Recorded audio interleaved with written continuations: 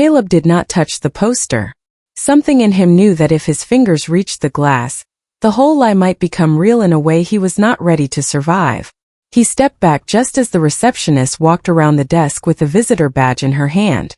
Her nameplate read Denise, and her smile had the careful brightness of someone trained to make powerful rooms feel less intimidating.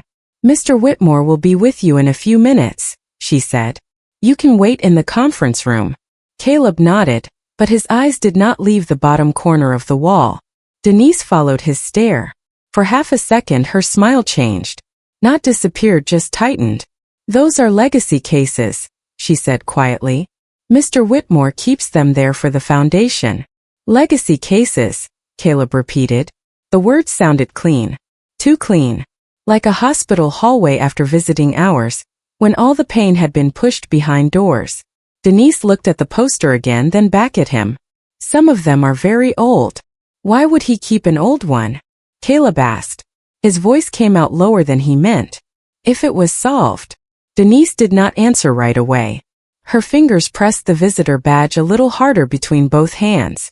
"I would not know that." But she did know something. Caleb saw it in the pause. He had spent too much of his life reading adults through pauses. Victor Hayes paused before bad news. Teachers paused before asking if everything was all right at home.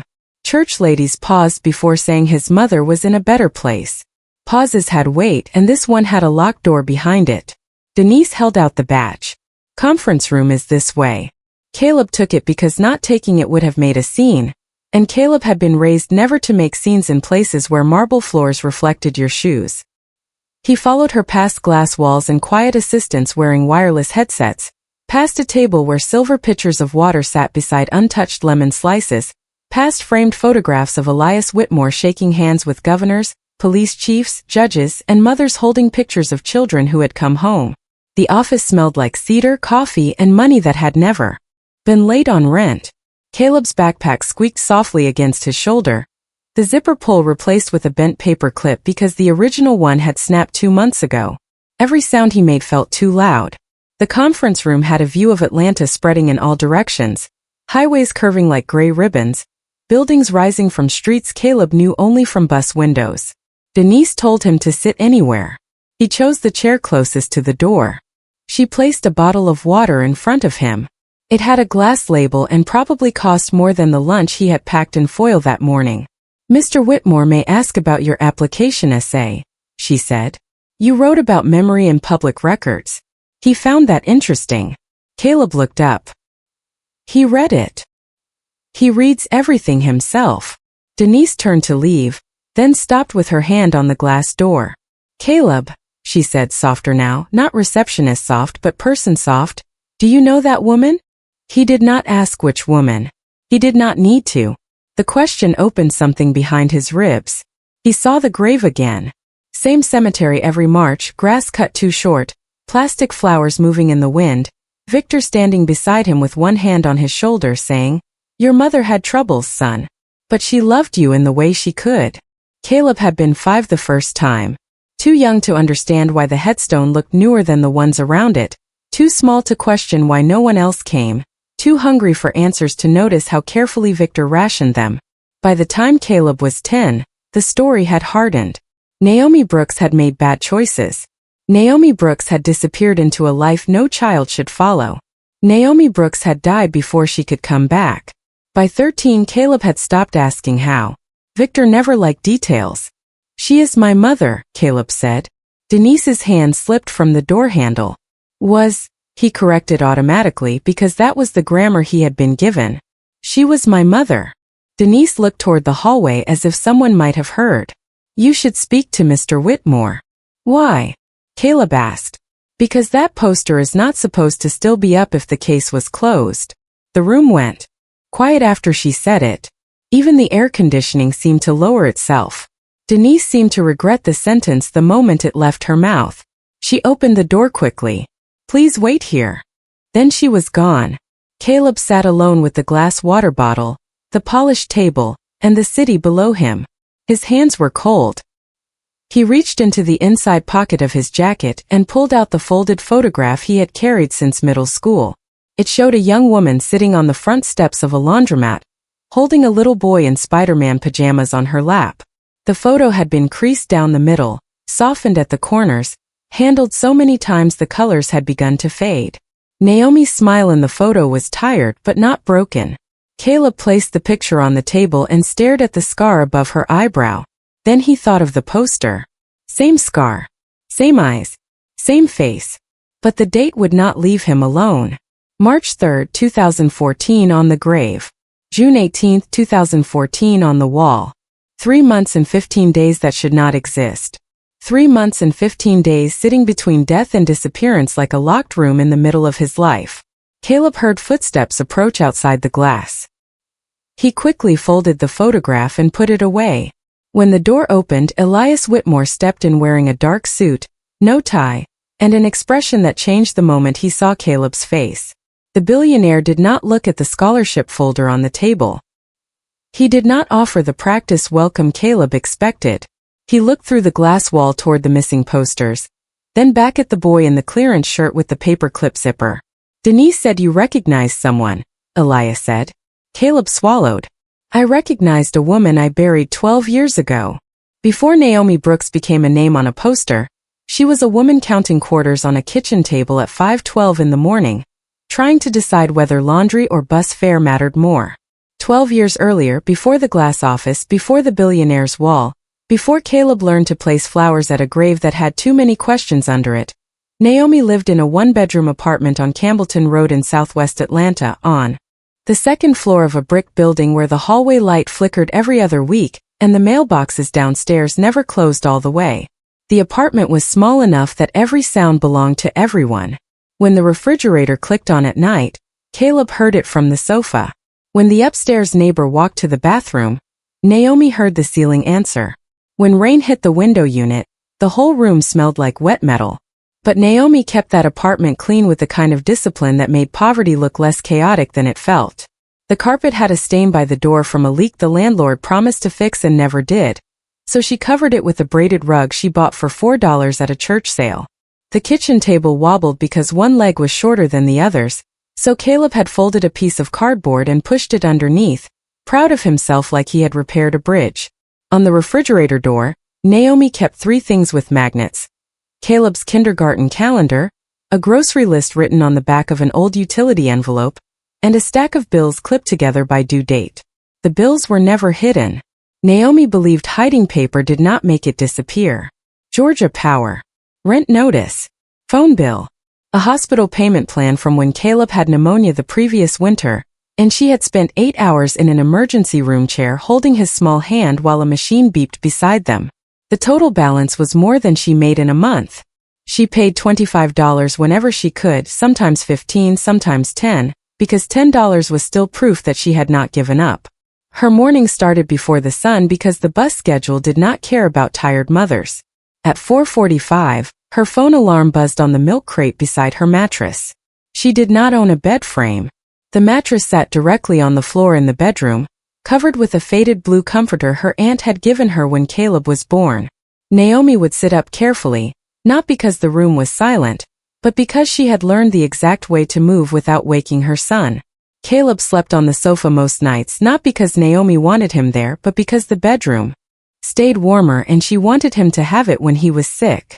Still, he often followed her out and curled up on the couch under his Spider-Man blanket, insisting that he was protecting the living room from monsters. Naomi would stand in the kitchen in socks with holes at the heels and make breakfast by the light above the stove because the overhead bulb had burned out and she was saving the replacement pack for the bathroom first. Breakfast was oatmeal most weekdays, thick and plain, sweetened with half a spoon of brown sugar when they had it. On Fridays, if tips at the laundromat had been good, Caleb got scrambled eggs and toast cut into 4 triangles. He believed triangles tasted faster. Naomi never corrected him.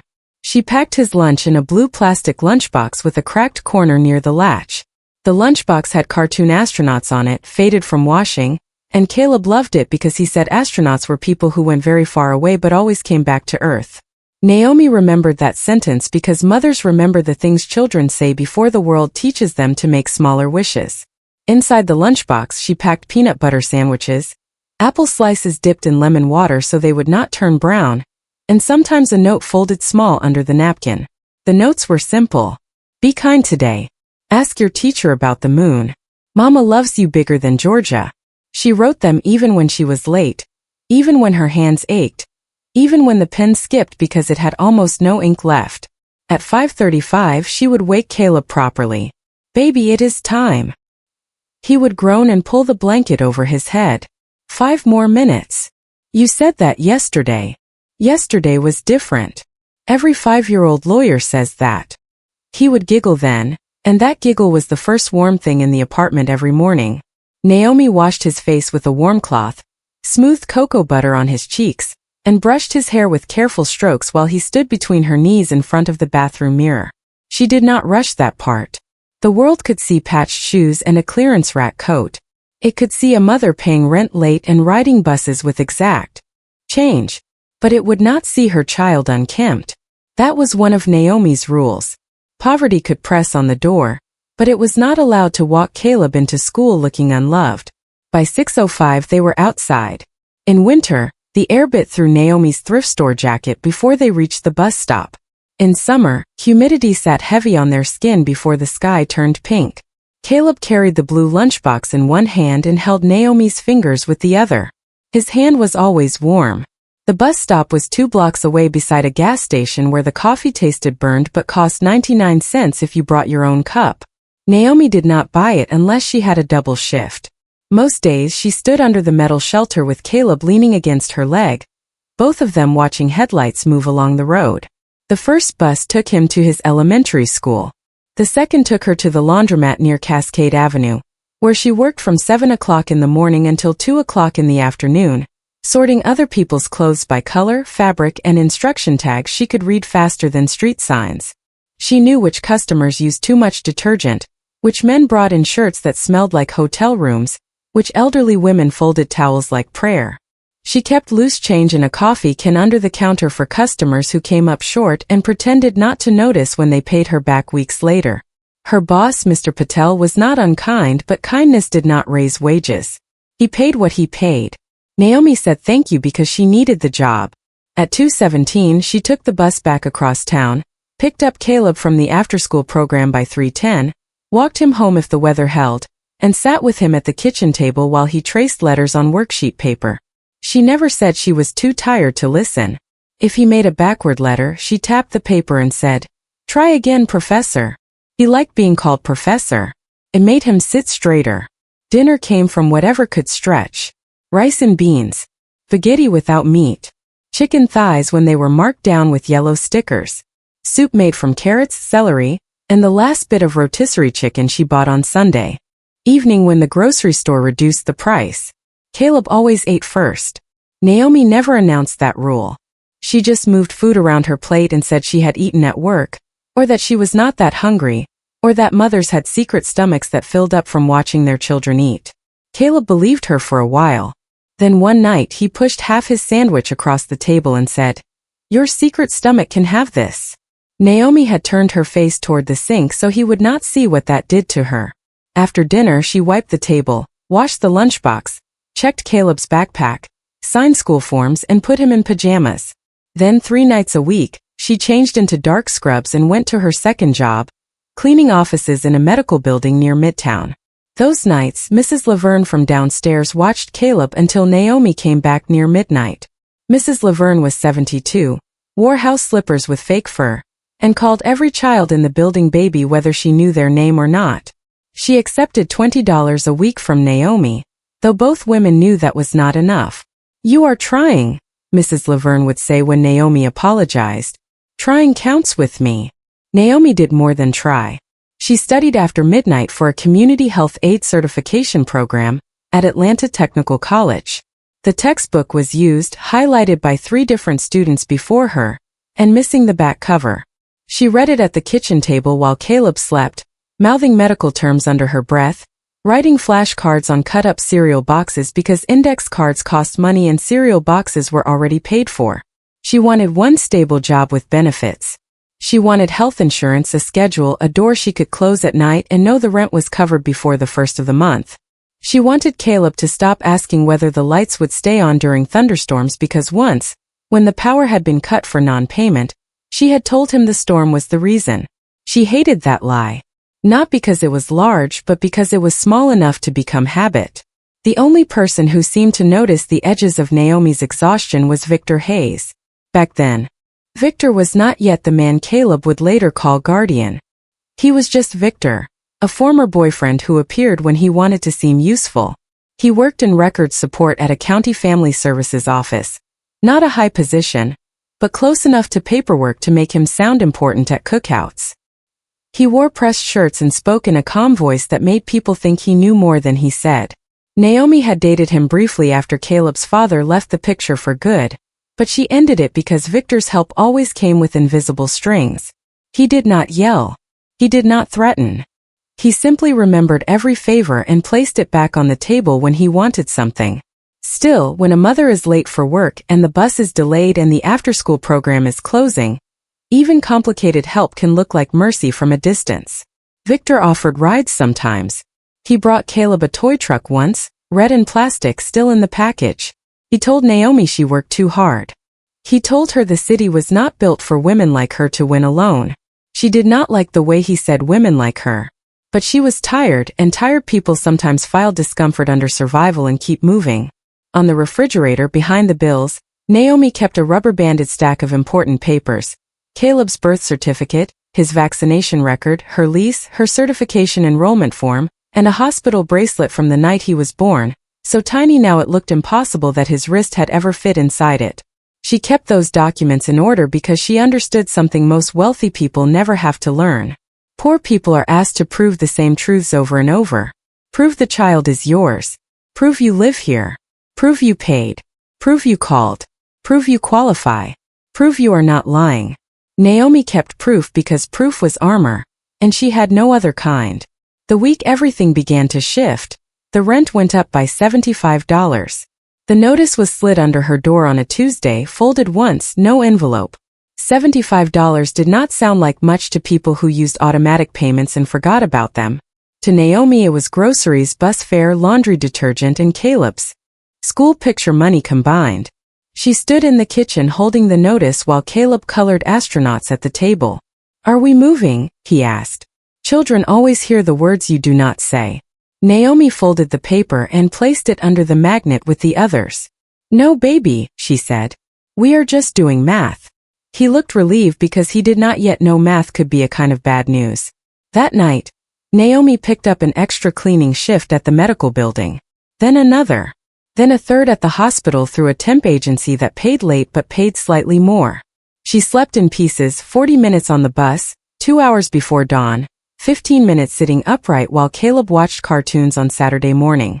Yet she still made his lunch, still wrote the notes, still brushed his hair, still corrected his letters, still kissed the top of his head at the school door and said, "Be somebody who notices people." That was what she wanted him to become. Not rich, not powerful, not untouchable, just somebody who noticed.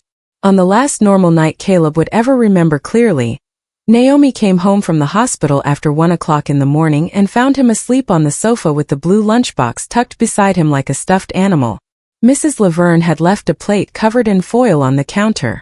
The apartment smelled like lemon cleaner from Naomi's uniform and crayons from Caleb's school bag. Naomi stood in the doorway for a long time, keys still in her hand, looking at her son's small face in the blue light from the television. She did not know that years later he would be told she had chosen to leave him. She did not know a stranger's wall would hold her face longer than her own child would be allowed to hold the truth. She only knew she had $23 in her purse, a rent notice on the refrigerator, a sleeping boy on the sofa, and 4 hours before the alarm went off again.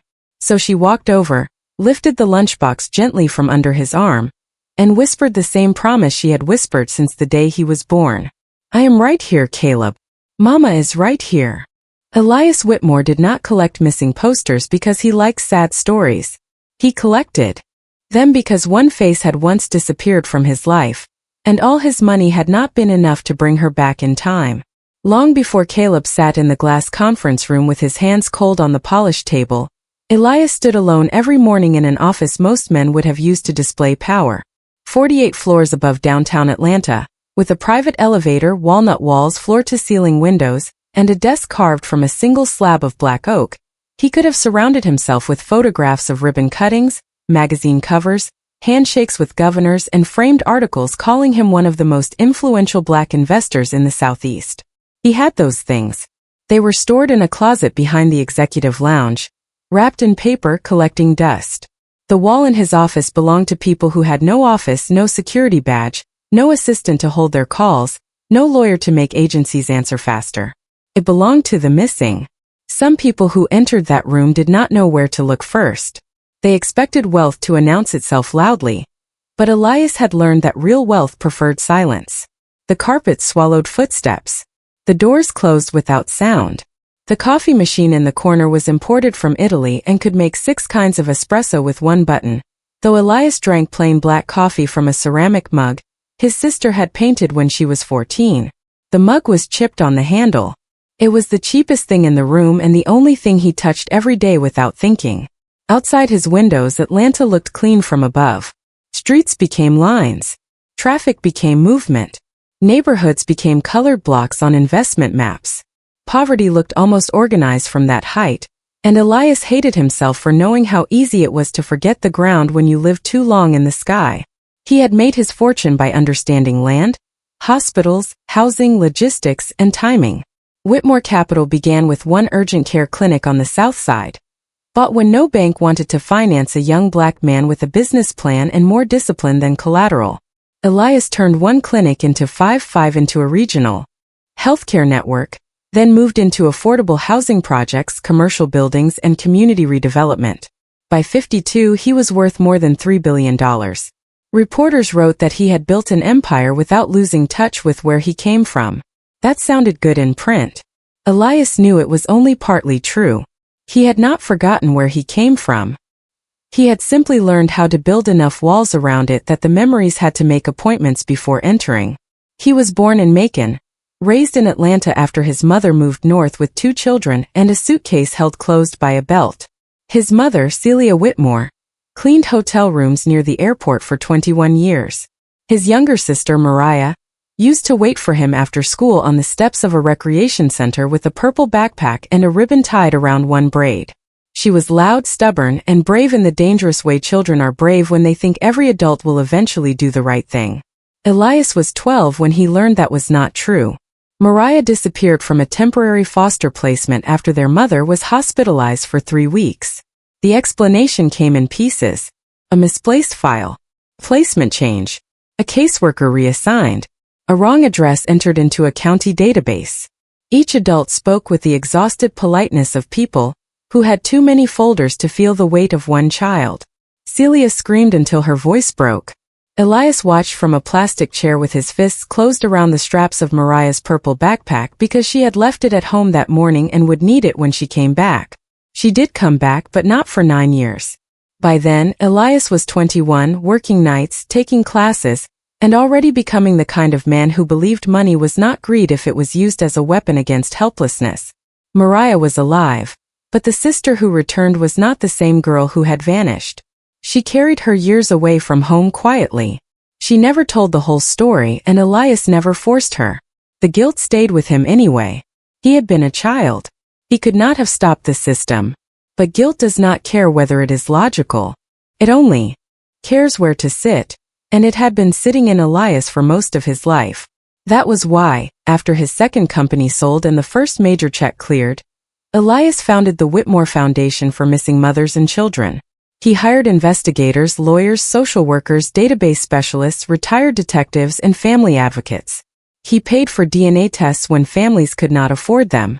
He paid court filing fees, transportation, temporary housing, document recovery, and private record searches. He told every new employee the same thing on their first day. A person is not missing because they disappeared. A person is missing because someone with power stopped looking too soon. People applauded that sentence at fundraisers. They printed it on brochures. They placed it beneath his photograph in the lobby. But over time, even a mission built from pain can become an institution, and institutions have a way of sanding human grief into process. Forms replace phone calls. Intake guidelines replaced instincts. Cases were ranked by evidence strength, jurisdiction clarity, media potential, and legal viability. The foundation became respected, efficient, award-winning. Elias signed off on quarterly impact reports showing reunifications, legal interventions, public awareness campaigns, and thousands of families served. What the reports did not show were the people turned away because their paperwork was incomplete, because their stories sounded complicated, because they had moved too many times, because they cried during intake, because they sounded angry, because they had no stable address where the foundation could send follow-up mail. Elias did not see those faces. Not because he was cruel. Because he had built a system large enough to protect him from seeing them.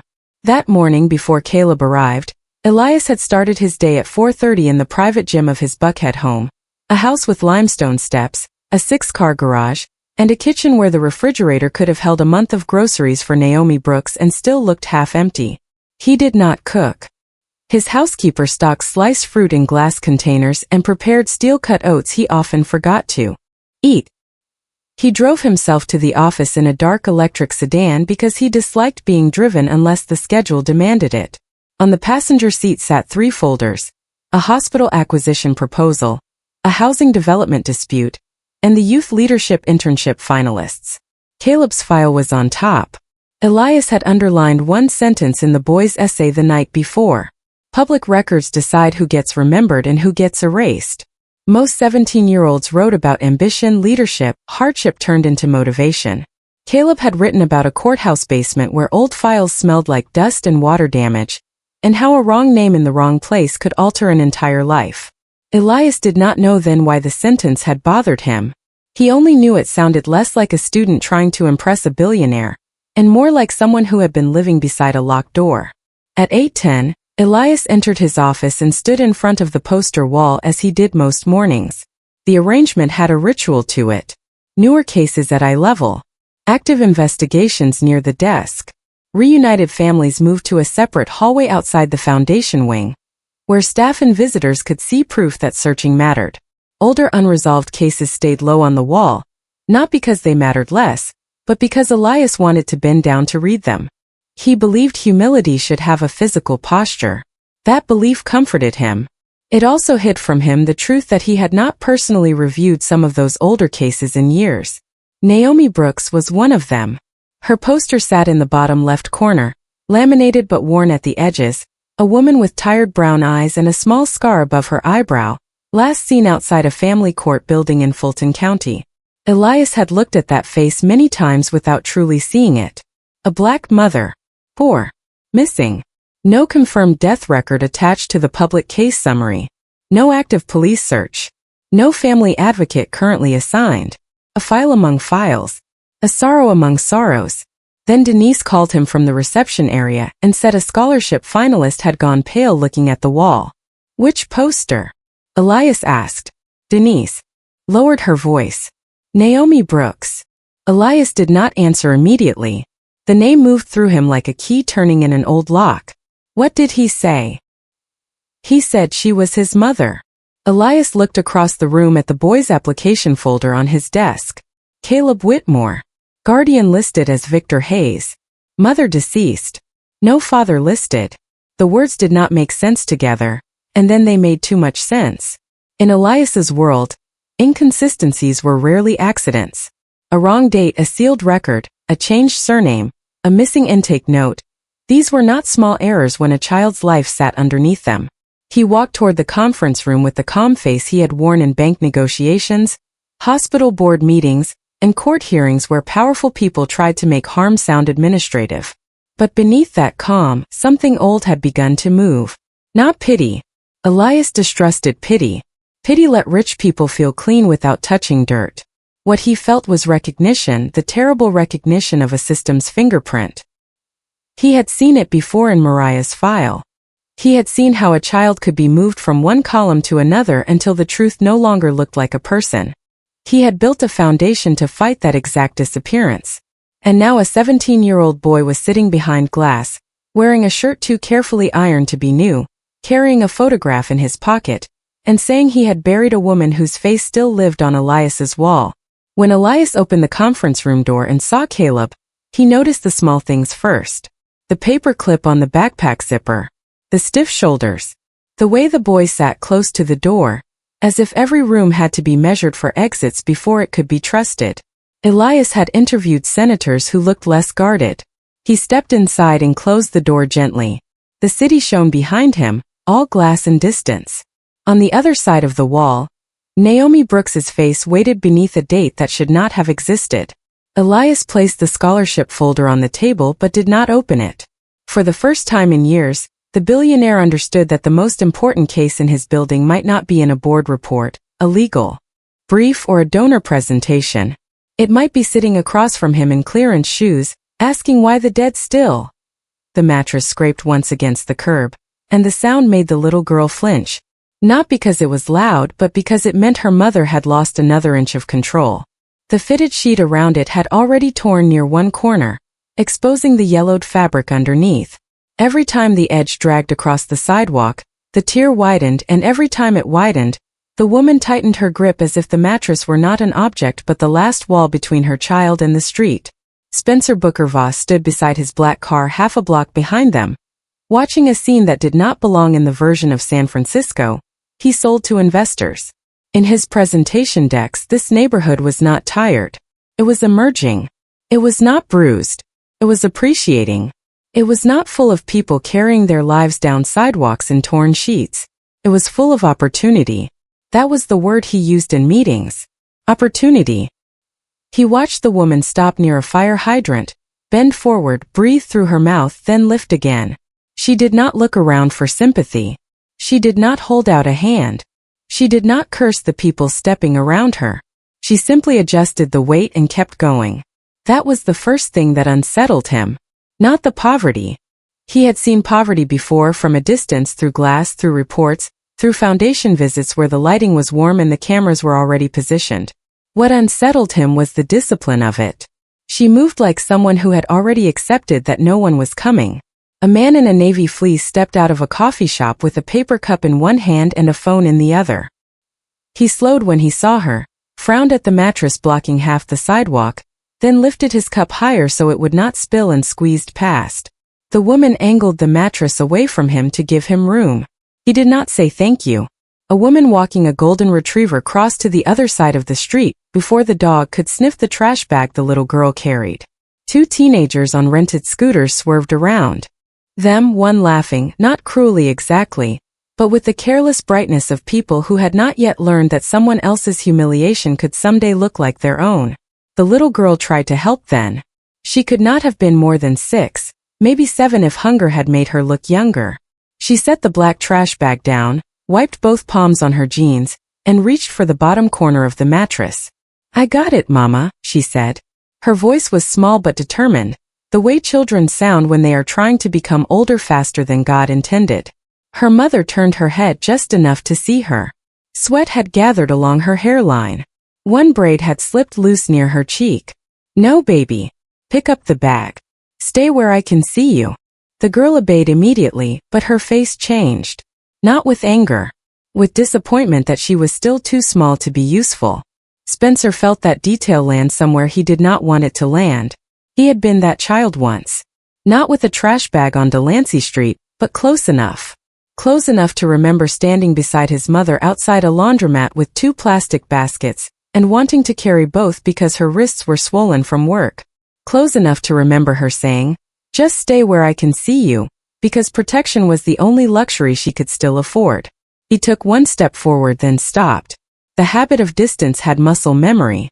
Men like Spencer did not walk into other people's lives without a reason, a lawyer, or a contract.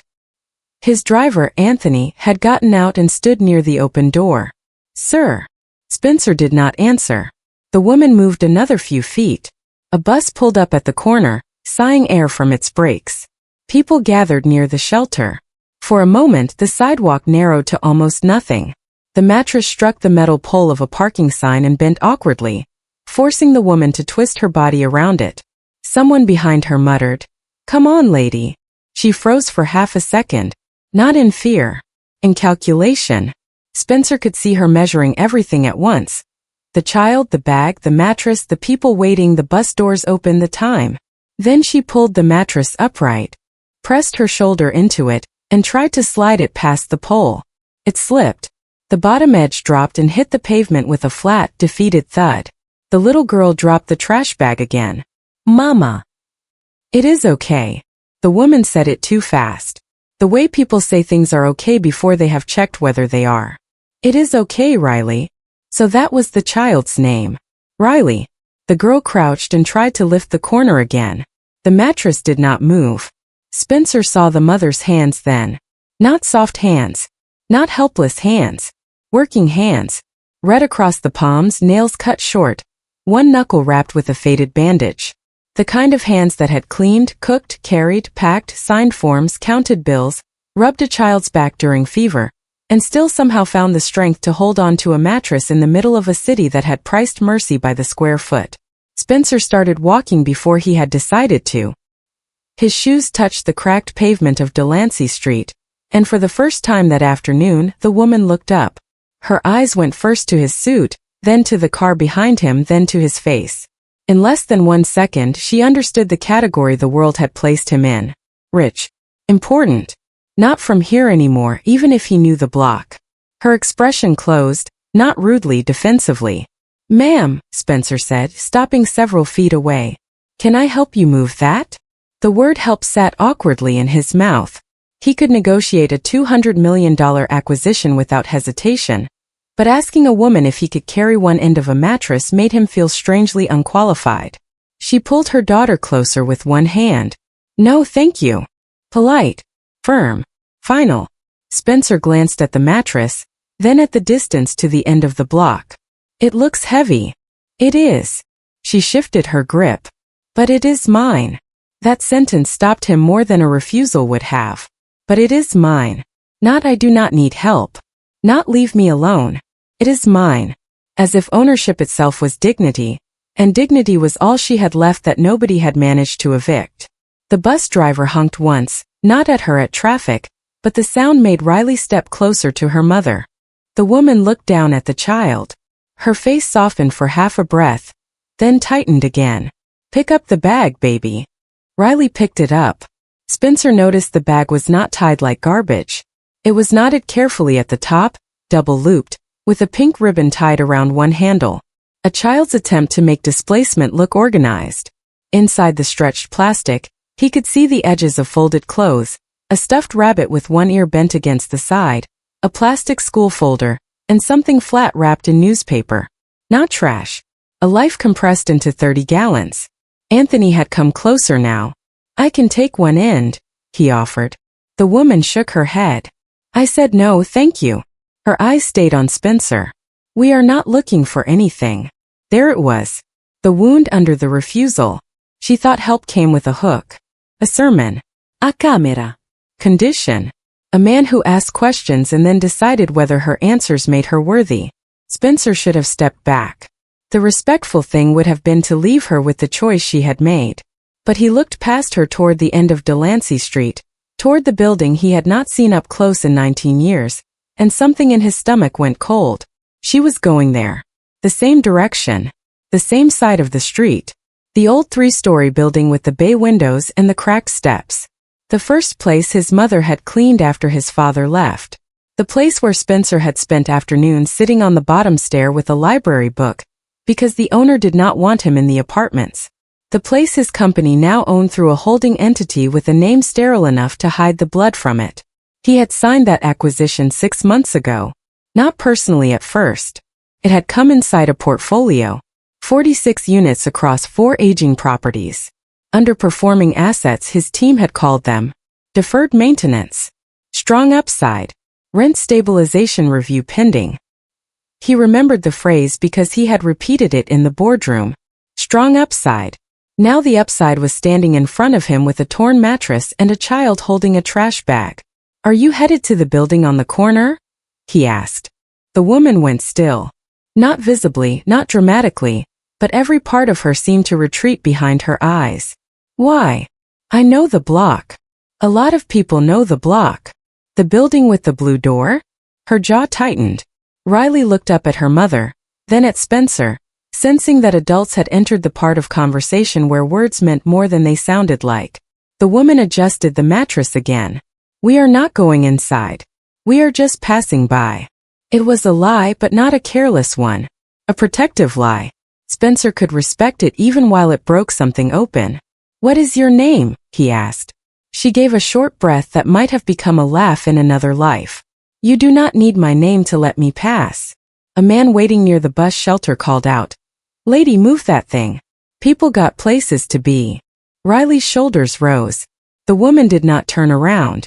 She only pulled the mattress closer, making herself smaller so others could get by. That was when Spencer stepped to the side of the mattress and placed one hand on the edge. The woman looked at his hand like it was a threat. "Do not." "I am not taking it," Spencer said quietly. "I am holding it so it does not fall on your daughter." For one long second, neither of them moved. Then the mattress shifted, and gravity made the decision for both of them. Spencer took the weight. It was heavier than he expected. Awkward, soft in the wrong places, the kind of heavy that fought back because there was no clean way to carry it. The pressure went through his wrist, up his forearm, into his shoulder. It was ridiculous how quickly his body objected. She had been carrying it for blocks. "Riley," the woman said, her voice low. "Stand behind me." Spencer heard the warning in it. Not about him exactly. About the world. The girl stepped behind her mother's hip, still gripping the bag. Anthony moved to the other end without asking this time, but he did not touch it until the woman gave the smallest nod. Together, the three adults lifted the mattress clear of the signpost. People passed. The sidewalk opened. The bus pulled away. For a few seconds, the city resumed its rhythm around them, indifferent and relieved that the obstruction had been managed. The woman looked at Spencer's polished shoes planted beside her worn sneakers. She looked at his watch, then at the red mark forming on his palm where the mattress seemed pressed into his skin. "You do not have to do this," she said. "I know." "Then why are you?" Spencer looked toward the blue door at the end of the block. From here he could see the notice taped to it. Bright orange. Official. A color designed to embarrass from a distance. He knew what kind of notice used that paper. He knew because his legal department approved them. His throat tightened. "Because I think I may have helped make it necessary." She stared at him. The words had reached her, but meaning took longer. "What does that mean?" Spencer did not answer quickly enough. And in that pause, the thing between them changed. She no longer saw a rich stranger offering help. She saw a door opening onto something uglier. Her eyes moved from him to the black car, from the car to the building, from the building back to him. "Who are you?" she asked. Before Spencer could answer, Riley's trash bag slipped from her hands and hit the sidewalk. The knot loosened. A few things spilled out. A child's pajama shirt, a small bottle of asthma medication, a crayon drawing folded in half, and the flat newspaper-wrapped item Spencer had noticed before. Riley dropped to her knees, embarrassed, gathering everything fast. "I'm sorry, Mama." "It is okay, baby." The woman bent, still holding the mattress with one shoulder, trying to help without letting the whole thing fall. Spencer crouched automatically and reached for the newspaper-wrapped item before it could slide toward the gutter. The paper had come loose at one corner. He saw a strip of cardboard underneath, then a photograph taped to it. Not a family photograph. A building photograph. Old, sun-faded, printed from an office file or a real estate listing. The blue door. The bay windows. The same address at the end of Delancey Street. Across the bottom in black marker, someone had written 2 words. Promise House. Spencer stopped breathing. The woman saw what he was holding.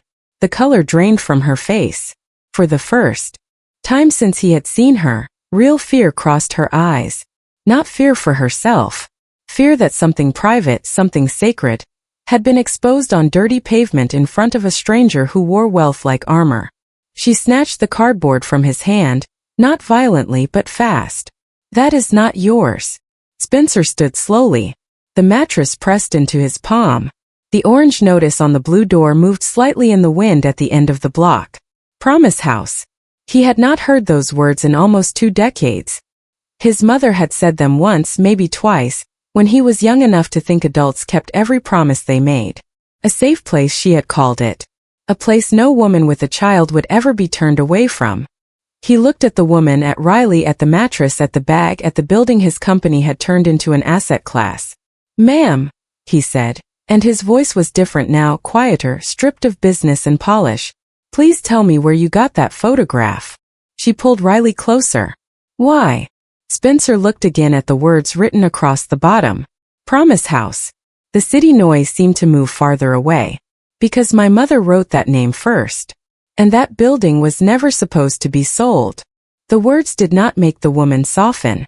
They made her step back so quickly that the mattress tilted again, and Anthony had to tighten both hands on the far end to keep it from sliding into the street. Riley pressed herself against her mother's leg. The black trash bag gathered to her chest, the pink ribbon trembling between her small fingers. Spencer saw what his sentence had done. He had spoken a memory like a key, but to her it sounded like a lock turning. The woman held the cardboard against her body, covering the faded photograph with one forearm. I do not know what you are talking about, she said. Her voice was steady, but the steadiness had effort inside it. We need to go. Spencer looked at the orange paper taped to the blue door at the end of the block. The wind lifted one corner and slapped it back against the wood. A notice, a warning, a threat dressed up in official language. He had seen thousands of documents like that across conference tables, each one reduced to a line item, a compliance step, a necessary action before renovation. But from this distance on this sidewalk, with a child clutching asthma medication and pajamas in a trash bag, it no longer looked like a document. It looked like a hand on someone's back pushing. You said you were just passing by, Spencer said gently. The woman lifted her chin.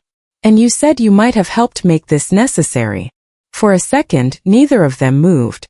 That was the second thing that unsettled him about her. She did not collapse under pressure. She did not scramble to explain herself to wealth. She listened, measured, and returned the truth with the same weight it had arrived in. Spencer let go of the mattress slowly. Anthony kept his end raised. My name is Spencer Voss. He watched her face carefully. The name landed. Not fully but enough. Her eyes narrowed, then shifted toward the blue door again. Voss, she repeated. Voss Meridian? There it was. The company name that made investors lean forward and tenants lower their voices. Spencer did not correct her. Yes. The woman gave a small nod, as if a missing piece had just slid into place and made the picture worse. Then you should not be asking me where I got anything. You already took enough. Anthony looked down at the sidewalk.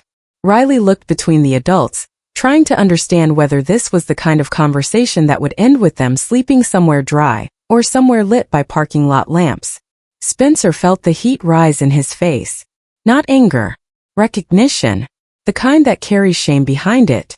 What is your name? He asked again. This time she did not answer immediately. She looked at Riley first, then at the mattress, then at the building. It was the look of a woman deciding how much truth her child could afford to hear. Marla Jennings, she said. This is my daughter, Riley. Spencer repeated the name silently. Marla Jennings. He did not know it. That somehow made it worse. A person's life could be destroyed under his signature without her name ever reaching his mouth. Miss Jennings, I need to understand what is happening with that building. Her expression sharpened. You own it. Through a holding company. That is a clean way to say it. The words were not loud, but they struck harder than shouting would have. Spencer glanced down the street. A man in a delivery vest was unloading boxes from a van. A woman leaned out of a second-floor window across the street, watching. Two children walked past with backpacks and slowed until their grandmother pulled them along. The city was pretending not to listen, which meant it was listening closely. Spencer turned slightly toward Anthony. Take the mattress to the side for a moment. Do not block the sidewalk. Marla's hand tightened. No. We are not taking it from you. People always say that right before they take something. Spencer absorbed it. He deserved that answer, even if he had not personally earned every part of it. Then tell me where to put my hands, he said. You stay where I can see you. Anthony can hold the corner. I will step away. That surprised her. Not enough to trust him, but enough to make her pause. She nodded toward the brick wall beside the closed laundromat. Lean it there. Not on the ground. Anthony did exactly as she said. Spencer stepped back with both hands visible, a ridiculous gesture for a man in a tailored suit, but somehow the only respectful thing he could think to do. The mattress rested against the wall, wounded sheet and all. Marla placed herself between it and Spencer as if someone might repossess even that. Riley crouched near the trash bag and began tucking the spilled items back inside. She picked up the asthma medication last, checking the cap twice before sliding it into a side pocket of her backpack. Spencer noticed the routine. A child should not have routines around emergency medicine with that kind of seriousness. The photograph, Spencer said. The words on it matter. Marla gave him a look that told him he had not earned access to whatever those words meant. They mattered to someone before your company put a notice on the door. Who gave it to you? An old woman who lived in apartment 2B before the relocation letters came. Mrs. Alvarez. She kept a box of papers under her kitchen sink because she said closets were for things people did not need fast. She told me if anybody ever tried to make us leave without honoring the agreement, I should take that picture to the city clerk, to the church on Bryant, and to a lawyer named Willa Hart. Spencer felt the third name like a faint bell from a long hallway. Willa Hart. He had not heard it since childhood, but he knew it belonged to his mother's world, not his. His mother, Denise Booker, had cleaned houses and hospital rooms and offices with glass walls, but she had also kept folders in milk crates under her bed. Tenant papers. Receipts. Names. People came to their kitchen in the evenings, speaking quietly while Spencer did homework at the table. Willa Hart had been one of them, a legal aid attorney with silver bracelets that clicked when she moved her hands. Spencer had forgotten the bracelets until that moment. Willa Hart is still alive? He asked. Marla studied him. That is the part you heard? He deserved that too. What agreement? Marla slipped the cardboard into the trash bag, but Riley reached out and touched her wrist. Mama, she whispered. Mrs. Alvarez said not to hide it if the man came. Spencer looked at the child. Marla closed her eyes for half a second. Riley. She did, Riley said, quieter now. She said if a man in a fancy car came and looked sad, we should show him the back. The sidewalk seemed to go still around them. Spencer felt something cold move down his spine. What did she say? Marla's face changed again. This time it was not fear or suspicion. It was regret that a child had carried a detail too heavy for her age, and had now placed it in the open. Mrs. Alvarez said a lot of things near the end. She was 91. Some days she knew what year it was. Some days she thought Riley was her niece from Fresno. Show me the back, Spencer said. Marla did not move. Please. The word came out before he could polish it. It sounded bare. Marla looked at him for a long moment, then reached into the bag and pulled out the cardboard. She held it carefully, as if the old tape might surrender. The front showed the building as it had been years ago, before the blue door faded, before the bay windows cracked, before the city learned to call the block valuable again. Promise House was written across the bottom in black marker. Then she turned it over. On the back, in blue ink faded almost gray, were signatures. Not many. Maybe 7. Some firm, some shaky, some only initials. Below them was a line written in the same careful hand Spencer remembered from birthday cards and lunch notes. This house is to remain a refuge for mothers and children displaced by eviction, medical hardship, or domestic abandonment. No tenant shall be removed for profit while the Booker Fund exists. Spencer stared at the words until the edges blurred. The Booker Fund. His mother's maiden name. Booker. His middle name. The name he had kept but never used because Voss opened doors and Booker reminded him of rooms he could not control. Under the sentence was another line. Established in memory of Lorraine May Booker and Samuel Reed, with stewardship assigned to Denise Booker, Willa Hart, and any surviving child of Denise Booker upon her passing. Any surviving child. Spencer felt the sidewalk tilt beneath him. He reached for the brick wall, not dramatically, just enough to steady himself. Marla saw it. Her suspicion did not vanish, but something flickered behind it. You did not know. It was not a question. Spencer could not answer right away. He was looking at his mother's name, written on the back of a cardboard photograph carried in a trash bag by a little girl who had no idea she had been carrying a piece of his inheritance. Not money. Obligation. The kind of inheritance rich men bury first because it asks more than it gives. My mother died when I was 23, he said. The words came slowly. There was no fund in the estate documents. Maybe rich people lose papers differently than poor people, Marla said. When we lose them, we lose heat, rent, medicine, school enrollment. When you lose them, a building disappears. Spencer looked at her. There was no cruelty in her face. Only exhaustion sharpened into truth. When did you receive the relocation letter? He asked. She folded the cardboard back against her chest. 6 weeks ago. It said we had 30 days. Then it said 10. Then this morning the lock on apartment 1C was changed while I was at work. My daughter was at school. Our things were put in the hallway. The mattress was the only thing nobody wanted to carry down. Who changed the lock? A property manager named Cullen Bryce. He said the building was entering a vacancy phase. He said my lease had irregularities. He said if I had questions, I could call the number on the letter. Did you? Every day. What happened? A machine thanked me for my patience. Spencer closed his eyes. He knew that system. His company paid for that system. It was designed to absorb desperation until desperation became silence.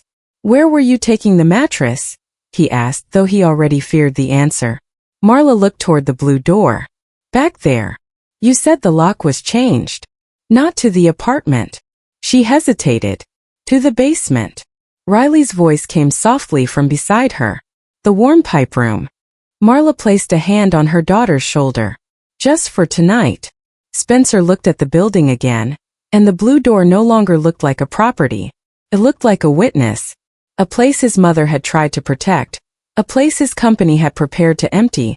A place where a mother and child were about to sleep beside pipes because a promise had been filed somewhere inconvenient. He took out his phone. Marla stiffened. Who are you calling? Spencer looked at the orange notice, then at the cardboard in her hands, then at Riley's tired face. The man who signed the order. To warn him. No, Spencer said. His voice had changed again, and this time even Anthony looked up. To stop him before he touches another lock. Spencer called Cullen Bryce 3 times before the man answered. On the first call it rang until voicemail. On the second it rang twice and stopped, which meant he had declined it. On the third, Spencer did not let his thumb leave the screen after the call failed. He opened the internal directory, found the regional operations line, and dialed the number reserved for emergencies that affected revenue, litigation, or press. It was a strange thing realizing that homelessness did not qualify as an emergency in the system he had built unless it threatened the company first. Marla stood beside the mattress with Riley tucked against her hip, watching him with the careful stillness of someone who had learned that rich people made calls that changed poor people's lives without ever looking them in the eye. Spencer put the phone on speaker. Not because it was efficient. Because whatever was about to be said should not disappear into the private chamber of his ear. The line clicked. Mr. Voss, a woman said, startled. This is Nadia in operations. Connect me to Cullen Bryce. I believe he is in the field. Now. There was a pause, a flurry of keyboard taps, then hold music so polished and cheerful it felt obscene on that sidewalk. Riley leaned closer to her mother. The tune filled the space between the orange notice and the torn mattress, between a promise written in fading ink and a corporation with enough layers to lose it. Spencer stared at the blue door and was no longer fully standing on Delancey Street in the present. The first time he had seen that door it had not been blue. It had been red, chipped at the bottom, swollen from winter rain. He was 9 years old, and his mother had brought him there after her second shift because Mrs. Dolores from the church had nowhere to go with 2 boys and a baby whose stroller had 1 broken wheel. Denise Booker was not a woman who announced her goodness. She did not post it, brand it, or place it under glass in a lobby. She carried it in grocery bags, in spare blankets, in envelopes with $20 folded inside, in phone numbers written on the backs of bus transfers. That night Spencer had sat on the front steps with a library book open on his knees, pretending to read while his mother and Willa Hart argued softly with the landlord in the hallway. The baby cried. The older boy held a plastic dinosaur with no tail. Denise kept saying, "You cannot put children out after dark." The landlord kept saying, "That is not my problem." Spencer remembered the exact way his mother turned when she heard that. Not angry in the loud way. Denise's anger went quiet first. It gathered itself. Put on shoes. Found. Documents. It called witnesses. It stayed until morning if it had to. Then we will make it your problem, she had said. At 9, Spencer had not understood the law. He had understood only that his mother could stand in a hallway with her cleaning uniform still smelling of bleach and make grown men lower their voices. Years later, he would turn that same discipline into boardroom power and forget who had taught it to him. The hold music stopped. Cullen Bryce came on the line with a breathless professionalism that had been assembled too quickly. Mr. Voss, I apologize. I was just about to return your call. Why was the lock changed on apartment 1C at the Delancey property? Spencer asked. There was a pause. 1C. Do not repeat the unit back to me. Answer. Marla looked at Spencer then. Not with trust, but with attention. Cullen cleared his throat. That unit was marked non-compliant after lease review. Occupant failed to provide complete documentation after multiple notices. We followed the standard vacancy protocol. Was the tenant present? I would have to check the field notes. Was there a child registered at that address? Another pause. There may have been a minor occupant listed, yes. You changed a lock while a child was at school. Cullen's voice lowered. Sir, the file indicates abandonment risk and unauthorized continued occupancy. The mattress and personal belongings were left in the hallway after the scheduled deadline. The property is in pre-renovation status. We are trying to keep the timeline clean before environmental inspection. Timeline clean. Spencer looked at the mattress, at the asthma medication in Riley's backpack, at Marla's hand resting protectively over the cardboard photograph. He had spoken like that before. Maybe not those exact words, but close enough. Clean timelines. Occupancy reduction. Tenant transition. He had built a language where no one had to say a mother was carrying a bed down a sidewalk because they had made her door stop opening. You are to suspend all vacancy actions on that building immediately, Spencer said. No locks. No removals. No disposal. No contractor entry. No tenant contact unless I approve it. Directly. Cullen hesitated. Sir, that will delay the scheduled conversion. Good. There are financing milestones tied to delivery of empty units. Then finance can learn patience. Mr. Voss, the investors on that portfolio were promised clear title and full possession by the end of the quarter. Spencer almost laughed, but the sound would have come out wrong. Full possession. As if possession meant a building, not the lives inside it. I want the field file, acquisition file, tenant ledger, relocation communications, and every title document related to that property in my email in 10 minutes. 10 minutes may be difficult. Cullen. Spencer's voice dropped. You changed a mother's lock while her daughter was in school. Do not speak to me about difficult. Silence. Then quietly, yes, sir. And send someone with the key to apartment 1C. Marla's head snapped toward him. Spencer saw her hope try to rise and saw her crush it down immediately before it could humiliate her. Cullen exhaled. I can dispatch maintenance. Not maintenance. You. Another silence. Me. You signed the order. You can bring the key. Spencer ended the call. The sidewalk seemed louder afterward, cars passing, a bicycle bell, someone laughing down the block, the ordinary noise of a city that had not stopped to witness the small correction of a large wrong. But Spencer did not feel relief. If anything, the phone call had opened a deeper pit beneath him. Because Cullen had not sounded rogue. He had sounded trained. He had sounded like a man following incentives Spencer understood perfectly because Spencer had designed them from the top, and then pretended not to know how they sounded at street level. Marla did not thank him. He respected her more for that. Instead, she said, you can stop one man with one call. What happens when you leave? Spencer looked at the cardboard in her arms. That is what I need to find out. No, she said. That is what you should have known before your company bought the building. The words opened the past again, but not the useful part, not the noble hallway with his mother standing firm. This time it opened to the part he had kept buried. Denise. Booker had not died peacefully in a bed surrounded by thanks from the people she had helped. She had died tired. She had died in a public hospital room where the television was bolted to the wall, and the blanket was too thin. Spencer had been 23, 2 weeks away from moving to New York for the analyst job that would become the first rung of his escape. He remembered the afternoon with painful clarity because memory is cruelest when it has fluorescent lighting. His mother had been sitting at their kitchen table, the same table where other people's papers had once been sorted into piles, her left hand resting over a stack of envelopes. Her breathing had been uneven, but she still had a pen in her right hand. "There is a folder," she told him. "Top shelf. Hall closet. It has Delancey papers. If anything happens, you take them to Willa."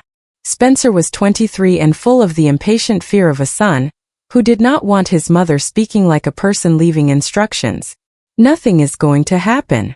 Spencer. Mom, please." He had been packing for New York that week. His suit still had the tags on it. His shoes were new and stiff.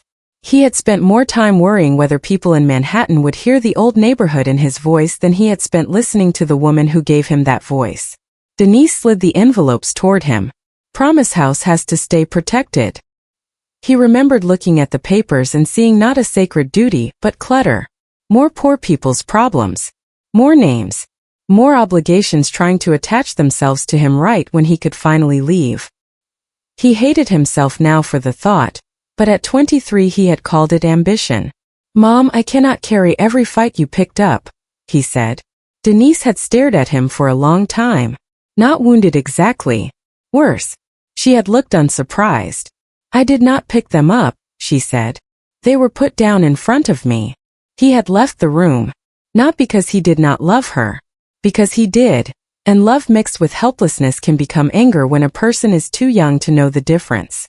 3 days later, she collapsed in the laundry room of the building where she worked part-time after her full shift. A heart condition she had ignored because insurance covered emergencies better than prevention. And mothers like Denise learned to postpone their own bodies until their bodies stopped asking permission. Spencer made it to the hospital before midnight. She was awake when he arrived, small against the white sheets, her hair wrapped in the blue scarf she wore when she did not want anyone fussing over it. She smiled when she saw him, as if he had done something generous by coming to his own mother's bedside. On the chair beside her sat a canvas tote bag. Inside it were folders, a church program, 3 prescription bottles, and the Delancey envelope. Even then she had carried the papers. Even then, while her heart struggled under hospital lights, she had not let go of strangers. "Willa," she whispered. "You call Willa?" Spencer held her hand and said yes. He meant it in the soft way people mean promises in hospital rooms, when the person asking looks fragile and the person answering wants only to stop the asking. Denise squeezed his fingers. "Not charity," she said. "A promise." Those were the last full words he remembered her saying clearly. The next morning she was gone. And in the week after her funeral, grief turned the apartment into a place Spencer could not breathe inside. He threw away old receipts. He donated clothes. He packed boxes. He told himself he was organizing, simplifying, surviving. The canvas tote went missing somewhere in that terrible blur. Or maybe he put it in storage. Or maybe he ignored it until someone else cleared the unit. For 19 years, he had turned that missing tote into a fog. He had told himself the papers were probably church notes, tenant complaints, unfinished ideas his mother had cared about because she cared about everyone too much. He had not asked Willa. He had not searched. He had not wanted a promise that could pull him backward. So he went forward. He became the kind of man who understood cap rates and zoning variances, who could read a balance sheet faster than most people read a menu, who could enter rooms his mother had cleaned and be welcomed as an owner. He kept Booker as his middle name, private relic, while Voss became the name printed on glass doors and quarterly reports. He told himself wealth was how he honored her. He told himself winning was repayment. But standing on Delancey Street, in front of a mother whose mattress leaned against a laundromat wall, he understood the brutal truth. He had not honored Denise Booker by becoming powerful. He had abandoned the exact kind of promise she had spent her life keeping without power. Marla watched his face. "You went somewhere," she said. Spencer blinked. The street returned. Riley was sitting on the edge of the trash bag now, one arm around the stuffed rabbit, her eyes heavy but alert. Anthony stood near the mattress, pretending not to listen and failing because some stories are too heavy not to hear. "My mother asked me to protect this building," Spencer said. "I did not." Marla's expression did not soften into forgiveness. It deepened into understanding, which was more complicated and less comfortable. My mother asked me to protect Riley, she said. I am trying. Spencer nodded. The sentence put them on opposite sides of the same wound.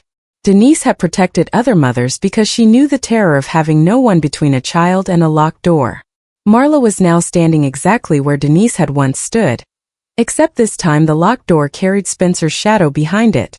Mrs. Alvarez said your mother used to sit in the basement with women when they were scared, Marla said quietly. She said Denise Booker would bring soup in a big red pot and tell everybody, no child sleeps outside if I still have a key. I thought it was just something old people say to make the past sound kinder than it was. Spencer looked at the blue door. He remembered the red pot, enamel chipped near one handle. His mother had bought it from a yard sale for $4 and treated it like cookware could have a calling. It was real, he said. Then why did the building forget? Marla asked. That question did not need an answer. It needed repair. Down the block, a silver sport utility vehicle turned the corner too quickly and slowed in front of the blue door. A man in a pale dress shirt stepped out holding a ring of keys and a tablet.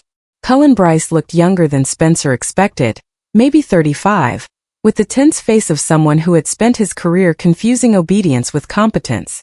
He saw Spencer first, then Anthony, then Marla, then the mattress. His eyes flicked away from the mattress as if looking too long might make him responsible for its weight. Mr. Voss, he called, walking toward them. I brought the key. Marla stood straighter. Riley slid off the bag and moved behind her mother. Spencer did not move toward Cullen. He let the man cross the distance himself. Every step seemed to reveal more of the system that had delivered him here. Polished shoes on cracked pavement, tablet in hand, keys for doors he did not have to sleep behind. Cullen stopped a few feet away and held up the key ring. I apologize for any confusion, he said, aiming the apology at Spencer, not Marla. There appears to have been a documentation issue. Spencer looked at him for a long second. Do not apologize to me. Cullen turned, visibly uncomfortable. Miss Jennings, I am sorry for the inconvenience. Marla's face did not change. Inconvenience is when the bus is late. You locked my child out of her home. Cullen swallowed. I understand this has been difficult. No, Marla said. You understand paperwork. Do not pretend you understand this. Spencer watched Cullen absorb the correction with the faint irritation of a man not used to tenants speaking in complete moral sentences. That irritation told Spencer more than any file would. Cullen held out the key. I can restore access now. Marla did not take it. She looked at Spencer. Before I walk back in there, I want one thing clear. I am not accepting a favor. I am returning to a place I had a right to be. Spencer felt the past, his mother, the hospital, the lost tote, the red pot, the blue door, all converge into one simple truth. Yes, he said. You are. Cullen shifted his weight. Mr. Voss, we should still confirm the legal standing of that alleged fund before making broader commitments. Spencer turned to him slowly. Alleged. Cullen glanced at the cardboard in Marla's hand. I only mean we need counsel to verify. Authenticity. You changed a lock based on a file you had not fully verified. Now you want verification before giving a mother back her apartment. Cullen opened his mouth, then closed it. Spencer stepped closer, lowering his voice enough that it did not become a spectacle, but not so low that Marla could not hear. The deepest mistake men like us make, Cullen, is believing urgency belongs to money first. It does not. Tonight, urgency belongs to the child who thought she was sleeping beside pipes. Cullen's face flushed. Spencer held out his hand for the keys. This time Cullen gave them without another word. Spencer turned to Marla and offered the ring, palm open, not touching her hand, not making a ceremony out of what should never have been taken. Marla looked at the keys, then at the building, then at Riley. Riley whispered, "Do we get our room back?" Marla swallowed, and for the first time all afternoon, her strength visibly trembled. Not broke. Trembled. There is a difference. We get the door open, she said. Then we see what they did to it. Spencer heard the caution and knew she was right. The key was not justice. A restored lock was not repair. A phone call was not redemption. It was only the first inch of a mattress dragged away from the curb. Marla took the keys. As her fingers closed around them, Spencer saw the old ink on the back of the cardboard again. His mother's name fading but still legible, like a voice that had waited 19 years to be heard by the son who had stopped listening. And as they began walking toward the blue door together, Spencer understood something that made his chest ache. His mother had not left him a building. She had left him a test. And he had failed it once already. The key did not turn the first time. Marla tried it gently, then harder, then stopped before force could make the metal snap inside the lock. For a moment nobody spoke. The blue door stood between them and the building like it had been waiting all day to prove that a returned key was not the same thing as returned power. Cullen Bryce stepped forward too quickly. "Sometimes the cylinder sticks," he said. "The maintenance crew may have replaced the core." After the notice was served, Marla looked at him without blinking. "You said this was the key." "It should be. Should be is how people like me end up sleeping in basements." Cullen's mouth closed. Spencer held out his hand. "Give me the ring." Marla did not give it to him. She turned back to the door, studied the lock, then tried a second key, a smaller brass one with a piece of masking tape wrapped around the head. This time the lock clicked. The sound was small, but Riley heard it like a bell. Her shoulders dropped an inch. Marla pushed the door open, and the smell came out first. Old wood, warm pipes, dust, and something sharper underneath. The smell of exposed plaster and disturbed rooms. Spencer had owned buildings for 20 years. He knew renovation smell. It had a clean cruelty to it, like money arriving before Mercy had finished packing. Inside, the narrow entry hall was dim. One overhead bulb flickered near the mailboxes. The floor tiles were cracked in a pattern Spencer remembered from childhood, though he had not known he remembered it until his shoes crossed them. The walls had been painted beige at some point, badly, over older paint that had once been green. A row of mailboxes leaned slightly away from the wall. Apartment 1C still had Marla Jennings written on a label in careful blue marker, but someone had drawn a black line through it. Riley saw the line before her mother did. "Mama, why did they cross us out?" Marla inhaled slowly through her nose. "Because they made a mistake. But they used marker." The sentence was so simple that it embarrassed every adult in the hallway. A mistake made in pencil could pretend to be temporary. A mistake made in black marker told a child that somebody had intended to erase her. Spencer looked at Cullen. Cullen looked at his tablet. That was probably done by field staff during inventory. "Field staff has a name," Spencer said. "Find it." They walked down the hallway toward apartment 1C. The door was at the back, beside the stairwell and across from a narrow basement entrance with a padlock hanging open. Riley glanced at the basement steps and moved closer to her mother. Spencer noticed. Marla noticed him noticing and placed her hand over Riley's shoulder. Apartment 1C's door was shut, but not sealed. The doorknob had scratches around it where a tool had slipped more than once. A white paper had been taped to the center, then ripped off, leaving 4 rectangles of adhesive and one corner still clinging to the paint. Marla raised the key again. This time it turned. She opened the door only a few inches at first, as if her apartment might have become a stranger while she was gone. Then she pushed it wider. Riley stepped forward and stopped. The room was not destroyed, not in a way that would photograph dramatically, and somehow that made it worse. It had been handled, sorted, reduced. The small sofa was pulled away from the wall. 2 kitchen chairs were stacked near the window. A cardboard box sat open on the floor with dishes wrapped in newspaper, but not carefully enough. A chipped blue mug lay on its side, handle cracked. The curtains had been taken down and folded on the counter. The mattress frame in the corner was bare. The sheets were gone. Riley's drawings, which had once been taped above the small table, were stacked in a pile by the sink under a rubber band. Someone had turned a home into evidence. Marla stood in the doorway with one hand on the frame. She did not cry. Spencer almost wished she would, because tears would have given everyone permission to call this sadness. Her silence made it an accusation. Riley walked in slowly, still holding the trash bag. She went straight to the wall above the table, stared at the blank rectangle where her drawings used to be, then asked, "Did they not like them?" Marla crossed the room and knelt in front of her. They did not know what they were looking at. Spencer looked away because the answer was too graceful for the room.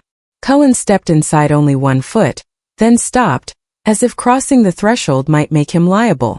Miss Jennings, I will request a restoration cleaning, and have the belongings returned from storage if anything was removed. Anything. Marla stood. Her voice remained calm, which made Cullen shrink more than anger would have. You mean my daughter's school shoes? Her breathing machine? The folder with her clinic forms? The rent receipts I kept in the top kitchen drawer, because your office kept pretending payments did not post. Cullen tapped quickly on the tablet. The inventory should list all personal property collected. Should, Marla said again. She moved to the kitchen drawer and pulled it open. Empty. Not messy. Not overlooked. Empty. Her face changed then. Not fear this time. Something harder. She opened the drawer beneath it, then the cabinet near the sink, then the narrow closet beside the bathroom. Mama! Riley asked. Stay by the table. Marla's movements grew faster but still controlled. She checked under the folded curtains. She checked inside the open box. She checked the shelf above the stove. The apartment seemed to hold its breath around her. Spencer knew without asking that something was missing, and whatever it was mattered more than dishes, clothes, or furniture. What are you looking for? He asked. Marla did not answer until she had checked the last cabinet. Then she stood in the center of the room and looked at Cullen. The green folder. Cullen's fingers paused above the screen. I would need a description. Green plastic folder, cracked along the spine, rubber band around it. It was in the top drawer with my rent receipts. If it was removed, it will be in storage. No, Marla said. It will be wherever your people put things they do not want tenants to have. Spencer turned to Cullen. What was in it? Cullen asked, making the mistake of sounding annoyed. Marla stepped closer to him, not threatening, simply refusing distance. My daughter's birth certificate. Her social security card. The letter from the asthma clinic. My lease. Every money order receipt from the past 18 months. Copies of complaints I filed about mold near the bathroom vent. And 3 notes from Mrs. Alvarez about Promise House. Spencer felt the room tighten. The cardboard photograph had been the first clue. The green folder was the proof that could make the clue dangerous. Cullen shook his head once. No staff member would intentionally remove legal documents. Marla gave a short, humorless breath. You crossed my name off a mailbox in marker before the day was over. Do not tell me what your staff would not do. Spencer took out his phone again. Cullen, call whoever performed the unit inventory. Cullen hesitated. It may have been handled by a third-party clearance vendor. Call them. They may be off shift. Spencer looked at him. Then interrupt their dinner. Cullen stepped into the hallway with the phone. His voice dropped, but the walls were thin and pieces carried back. Unit 1C green folder. Tenant claiming documents. Yes, legal exposure. No, he is here. Yes, that he. Spencer watched Marla pick up the cracked blue mug and hold it in both hands. My mother gave me that, she said, not to him exactly. It came from a church pantry basket when Riley was born. Everything else in the basket got used up. Diapers. Wipes. Formula. But the mug stayed. I drank coffee from it when I had to stay awake through night feedings and morning shifts. Cost somebody maybe $2. But when you own very little, objects remember for you. Spencer did not respond because there was no sentence clean enough. Riley sat at the table and began smoothing her drawings one by one. A sun. A house. A woman with long braids. A smaller girl holding a rabbit. The blue door drawn too large, with flowers around it that did not exist outside. On the bottom of one picture, in careful child letters, Riley had written "Our safe place." Spencer read it and felt the words move through him like a verdict. His phone buzzed. An email from Nadia. Subject line: Delancey Portfolio Documents. He opened it. Attachments stacked on the screen. Acquisition summary, tenant schedule, renovation plan, title chain, risk memo. He tapped the risk memo first. It was 3 pages long. The language was familiar, clean, bloodless. Potential legacy claim related to informal charitable use designation.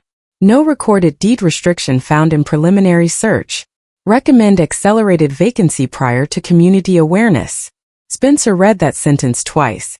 Recommend accelerated vacancy prior to community awareness. The room narrowed. This was not an accident. Not entirely. Someone had known enough to hide the promise before the people protected by it knew what to defend. He opened the title chain. Booker Fund appeared once, not as owner, but as beneficiary in an old side agreement referenced in a 19-year-old transfer document. The note attached said, "Unclear enforceability. Do not disclose unless raised. Do not disclose unless raised." Spencer's hand tightened around the phone. Marla saw his face. What? He looked at Cullen in the hallway, still on his call, then at the orange notice visible through the apartment window where it had been taped downstairs, then at Riley smoothing the drawing of the house. They knew there might be a claim, Spencer said. Marla's eyes sharpened. Who knew? Spencer did not want to say my company. But morality does not care what a man wants to call himself. We did. The words landed heavily. Marla's face did not show surprise. That hurt more than shock would have. She had expected betrayal because systems had trained her to expect it. And the folder is missing, she said. Yes. And without it, I am just a woman with a trash bag and a story. Spencer looked at the phone again, at the memo, at the phrase accelerated vacancy, and saw the machinery clearly. Remove the tenants before the past could organize itself. Empty the building before a promise found witnesses. Make hardship look procedural. Make urgency look legal. Make the poor prove what the rich had already buried.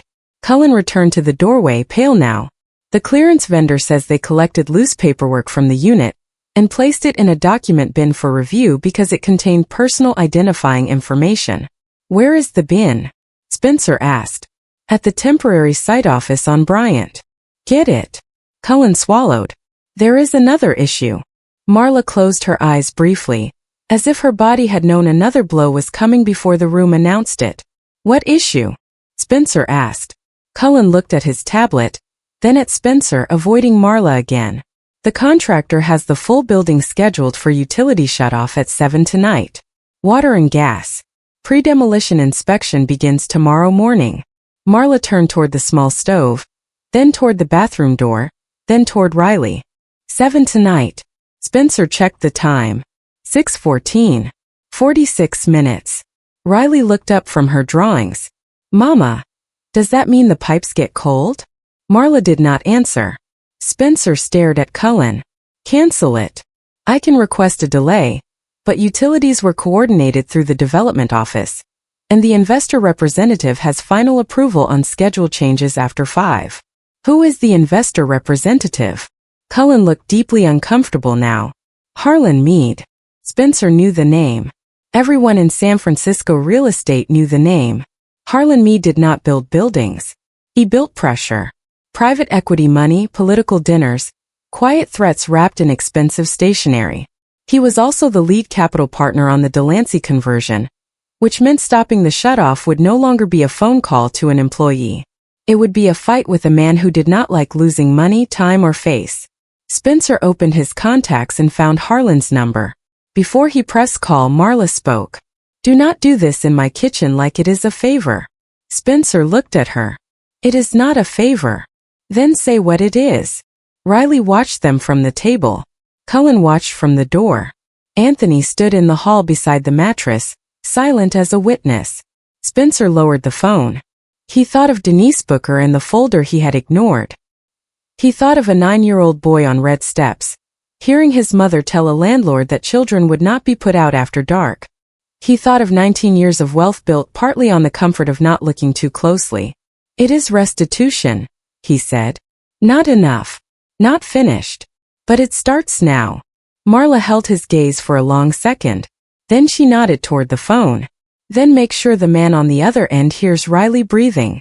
Spencer looked at the child, at the inhaler on the table beside her drawings, and understood. This was not about water and gas in a unit. This was about whether a system could hear a child before it turned off the pipes. He pressed call. Harlan answered on the second ring, cheerful and impatient. Spencer, tell me you are calling with good news. Spencer put the phone on speaker and looked at Marla before he spoke. I am standing inside apartment 1C on Delancey Street with Marla Jennings and her daughter. You are not shutting off this building tonight. Harlan laughed once, thinking it was a joke. That building should already be empty. Riley coughed softly at the table. A small sound. Human. Unplanned. Harlan stopped laughing. Spencer did not look away from Marla. That is the problem, he said. It is not empty. It never was. Harlan did not speak for 3 seconds, and those 3 seconds told Spencer more than any denial could have. Men like Harlan Meade filled silence only when silence helped them. When it did not, they calculated inside it. Marla stood beside the small kitchen table with Riley behind her, one hand resting on the back of the chair, not leaning, not collapsing, simply standing in the room that had almost been taken from her before dinner. The phone sat on the table between the child's drawings and the asthma inhaler. Harlan's voice returned smoother than before. Spencer, I am going to assume you are tired and emotionally surprised by whatever tenant performance you walked into. Step outside. We can discuss this like adults. Riley looked up at the word performance. She did not know exactly what it meant, but she understood when grown people made pain sound like pretending. Marla understood it perfectly. Her face did not move. Spencer kept his eyes on the phone. The utility shutoff is cancelled. It is delayed if I say it is delayed, Harlan replied. And right now I have a signed development schedule, investor obligations, contractor deposits, and a building that has been legally cleared. It has not been cleared. It is close enough. The sentence entered the room like cold air. Close enough. Close enough to empty. Close enough to legal. Close enough to invisible. Spencer looked at Marla and saw no surprise there. That was the most damning part. Harlan continued, now warmer, almost friendly. Listen to me. I appreciate the personal history. Truly. Your mother sounds like she was a remarkable woman. But faded handwriting on cardboard is not a deed restriction. A tenant with a missing folder is not a legal injunction. And an old lady's story is not a title claim. You know this. Spencer did know it. That was why the words were dangerous. They were not entirely false. Systems rarely crush people with lies alone. They crush them with half-truths arranged in the most profitable order. There is a risk memo, Spencer said. Your office received it. A risk memo is not proof. It is a warning label. We manage warning labels. That is what grown businesses do. Marla gave a quiet breath through her nose, the kind that was almost a laugh and almost grief. Harlan heard it. Is Miss Jennings listening? He asked. Spencer did not answer. Good. Then let me be direct. Miss Jennings, you have had a difficult day. I am prepared to make that day easier. I will authorize a hotel tonight, 14 nights if necessary. I will cover moving costs. I will add a private hardship payment of $10,000 if you sign a standard release by tomorrow noon and surrender any claim to continued occupancy. That is more generous than anything a court will give you quickly. The apartment went still. Even Cullen, standing by the doorway with the tablet, stopped pretending to work. $10,000 floated in the small room like a bright object dropped into dark water. For a woman who counted inhalers, bus fare, money orders, and school lunch balances, it was not small. It was rent. It was groceries. It was a used car that started every morning. It was winter coats, clinic copays, shoes that did not leak, a phone bill paid before the warning text came. Riley did not understand the full number, but she understood from the silence that it was big. She looked at her mother with wide eyes. Marla looked at the cracked blue mug in her hand, then at the rubber-banded stack of Riley's drawings, then at the empty drawer where the green folder should have been. Spencer said nothing. He wanted to reject it for her, to speak with the force his money gave him, to turn Harlan's offer into an insult before it could become temptation. But he heard his mother's voice in the back of his mind, not charity, a promise. A promise did not mean taking over another person's dignity, because you had decided what their dignity should choose. This was Marla's test, and the most important thing Spencer could do was not steal it from her. Harlan seemed to sense the hesitation and moved into it. Miss Jennings, please think practically. Buildings change. Neighborhoods change. Paperwork gets complicated. I am offering certainty. A clean room tonight. Money in your account tomorrow. No court dates. No waiting. No reporters turning your daughter into a symbol. You can walk away with dignity. That was when Marla looked up. Do not use that word. Harlan paused. Excuse me. Dignity, she said. Her voice was low, steady, and every person in the room leaned toward it without meaning to. Do not put that word in your mouth while you are pricing mine. Spencer felt the sentence move through him. Cullen looked down. Riley looked at her mother as if she had just seen her grow taller. Harlan's voice lost some of its warmth. Miss Jennings, I am trying to help you. No. You are trying to buy my silence before anyone finds the papers your people took. That is an accusation. Yes, Marla said. It is. The word had no decoration. Harlan exhaled sharply. You have a child in an unstable housing situation. Refusing immediate assistance may not look responsible if this escalates. The room changed. It was subtle, but everyone felt it. The offer had shown its teeth. Marla's hand tightened around the chair. Spencer stepped closer to the table, but Marla lifted one finger slightly, not toward him but enough. Do not rescue me from answering. Spencer stopped. Marla looked at the phone. My daughter is not a bargaining chip. No one said she was. You just did. You put a hotel room in one hand and fear in the other, and asked me which one a good mother would pick. Harlan said nothing. Marla continued, and this time her voice carried something older than the day, older than the lock, older than the missing folder. I have slept sitting up in a hospital chair because Riley's breathing sounded wrong and I was afraid to close my eyes. I have walked 2 miles with grocery bags because the bus card had 12 cents left on it. I have stretched chicken soup 3 nights by adding rice and pretending I was not hungry. I have smiled at my child while opening letters that told me grown people in clean offices had made another decision about our lives without knowing our names. Do not call me irresponsible because I will not trade her home for 2 weeks of carpet and a check. Riley's eyes filled, but she did not cry.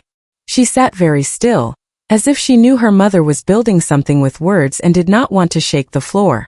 Harlan's voice came back colder. Then what exactly do you want? Marla looked around the apartment. The bare mattress frame. The empty drawer. The crossed-out mailbox visible in her mind even though it was down the hall. I want the folder returned. I want the utilities kept on.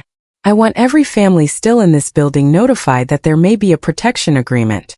I want the lock changes reversed. I want the word abandoned removed from any file with my name on it.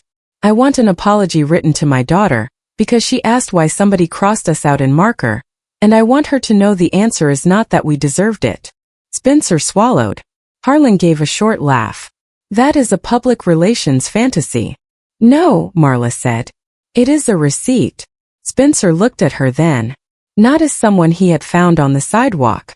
Not as someone he needed to save.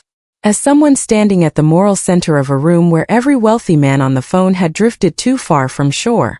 Harlan shifted tactics. Spencer, this is becoming unproductive.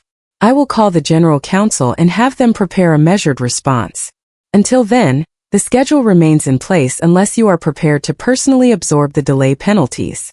Cullen's eyes lifted. He knew the number. Spencer knew it too. If the shutoff stopped, if the inspection failed, if Harlan's capital partners invoked delay provisions, the cost would not be symbolic. It could reach 7 figures in days and more if the deal unraveled. Spencer had lost more on market swings before breakfast, but this was different. This would be public. This would anger the board. This would tell every investor that Spencer Voss had allowed a sidewalk encounter to disrupt a conversion worth more than some neighborhoods would ever see in public funding.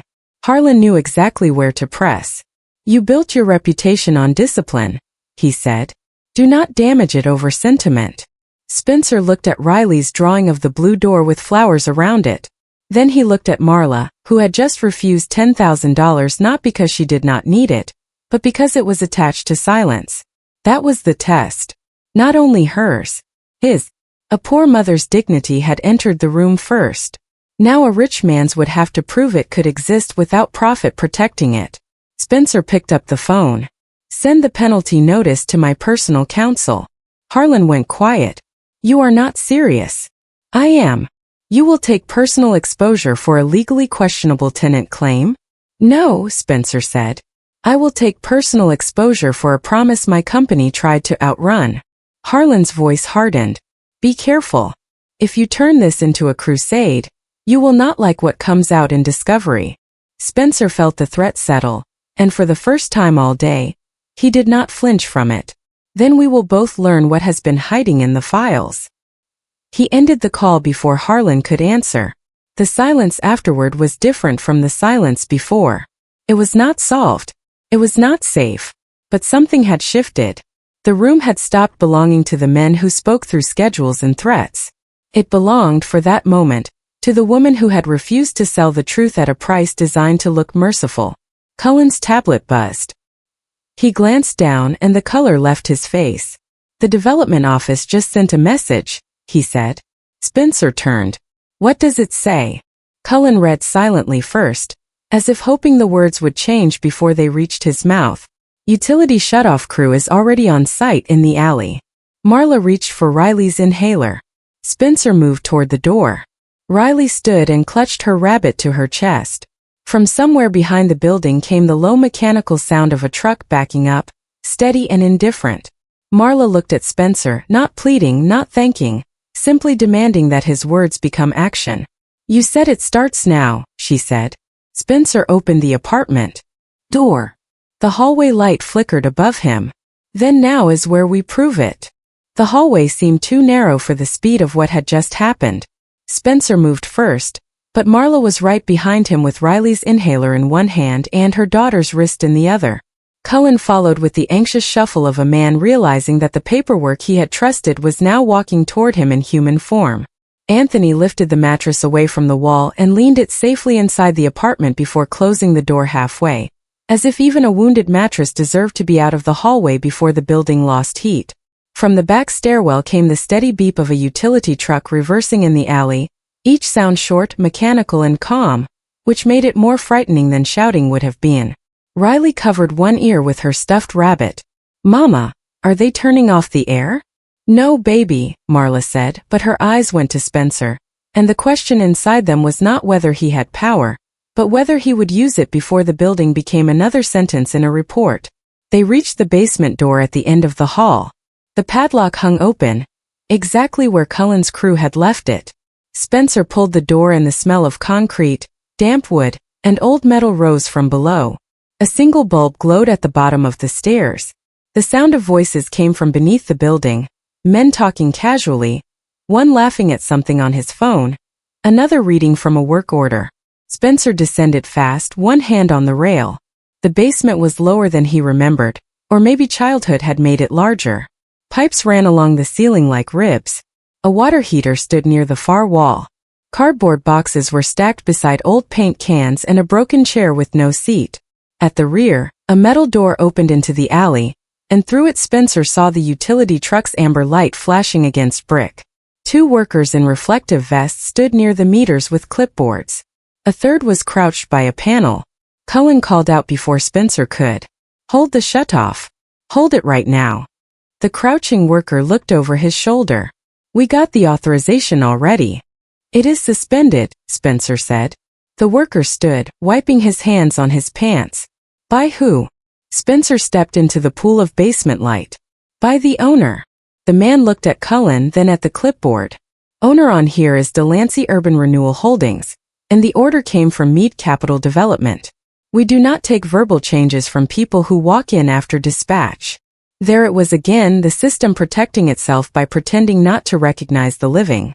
Spencer took out his phone. Give me the supervisor number. The worker hesitated. Anthony appeared behind them at the bottom of the stairs. He did not say anything. He did not need to. The worker pointed to the clipboard. Spencer dialed. As it rang, Marla reached the basement floor with Riley close against her side. Riley's eyes moved around the room, and Spencer realized with a quiet ache that this was where she had thought she might sleep. Between pipes. Near paint cans. Beneath everyone else's floorboards. The call went to voicemail. Spencer dialed again. This time someone answered, irritated. Dispatch. This is Spencer Voss. Crew at Delancey Street is to stand down immediately. We need a written cancellation. You will have it in 60 seconds. Until then, the work order is active. Spencer turned to Cullen. Send it. Cullen fumbled with the tablet. I need Harlan's override removed. It is locked at development admin level. Then use my authority. The platform does not let me override capital partner holds from a field account. Spencer stared at him. For all his wealth, all his titles, all the doors his name opened, the building could still be turned dark by a checkbox designed to outlast conscience. From the alley, another truck door slammed. Marla looked toward the meters. Her expression did not panic. It hardened into something Spencer had seen in his mother once. The moment when fear stops asking permission and becomes action. She handed Riley's inhaler to Anthony. "Stay with him," she told her daughter. Riley shook her head. "Mama." "Right here, baby. I am right here." Marla walked past Spencer to the stacked boxes near the wall. Mrs. Alvarez said the basement kept the truth. Because nobody rich ever liked coming down here. Cullen looked confused. "What are you doing?" Marla ignored him. She moved boxes one by one, reading labels written in fading marker. Holiday decorations. Old furnace parts. Paint racks. Tenant meeting supplies. Her hand stopped on a water-stained banker box shoved behind a rolled carpet. The writing on the side was almost gone, but one word remained legible under the dust. Booker. Spencer saw it at the same time she did. The phone was still pressed to his ear, dispatch repeating something about policy and authorization. He lowered it without ending the call. Marla pulled the box forward. It resisted at first, swollen from years of damp air, then slid free with a scrape that echoed against the concrete. The lid sagged in the middle. A strip of old packing tape hung loose like tired skin. Spencer crouched beside her, but he did not touch the box. Not yet. Felt wrong to reach first. Marla looked at him. "You know this box?" He shook his head, but his throat had closed. "No." Riley whispered from behind Anthony. "It has your mother's name." Spencer looked at the faded marker again. Booker. Not Voss. Booker. The name his mother had protected more faithfully than he had. Marla lifted the lid. Inside were folders wrapped in plastic grocery bags, a red spiral notebook, a ring of old keys, a church bulletin from 19 years earlier, and a canvas tote bag collapsed beneath a stack of papers. Spencer recognized the tote before his mind allowed him to.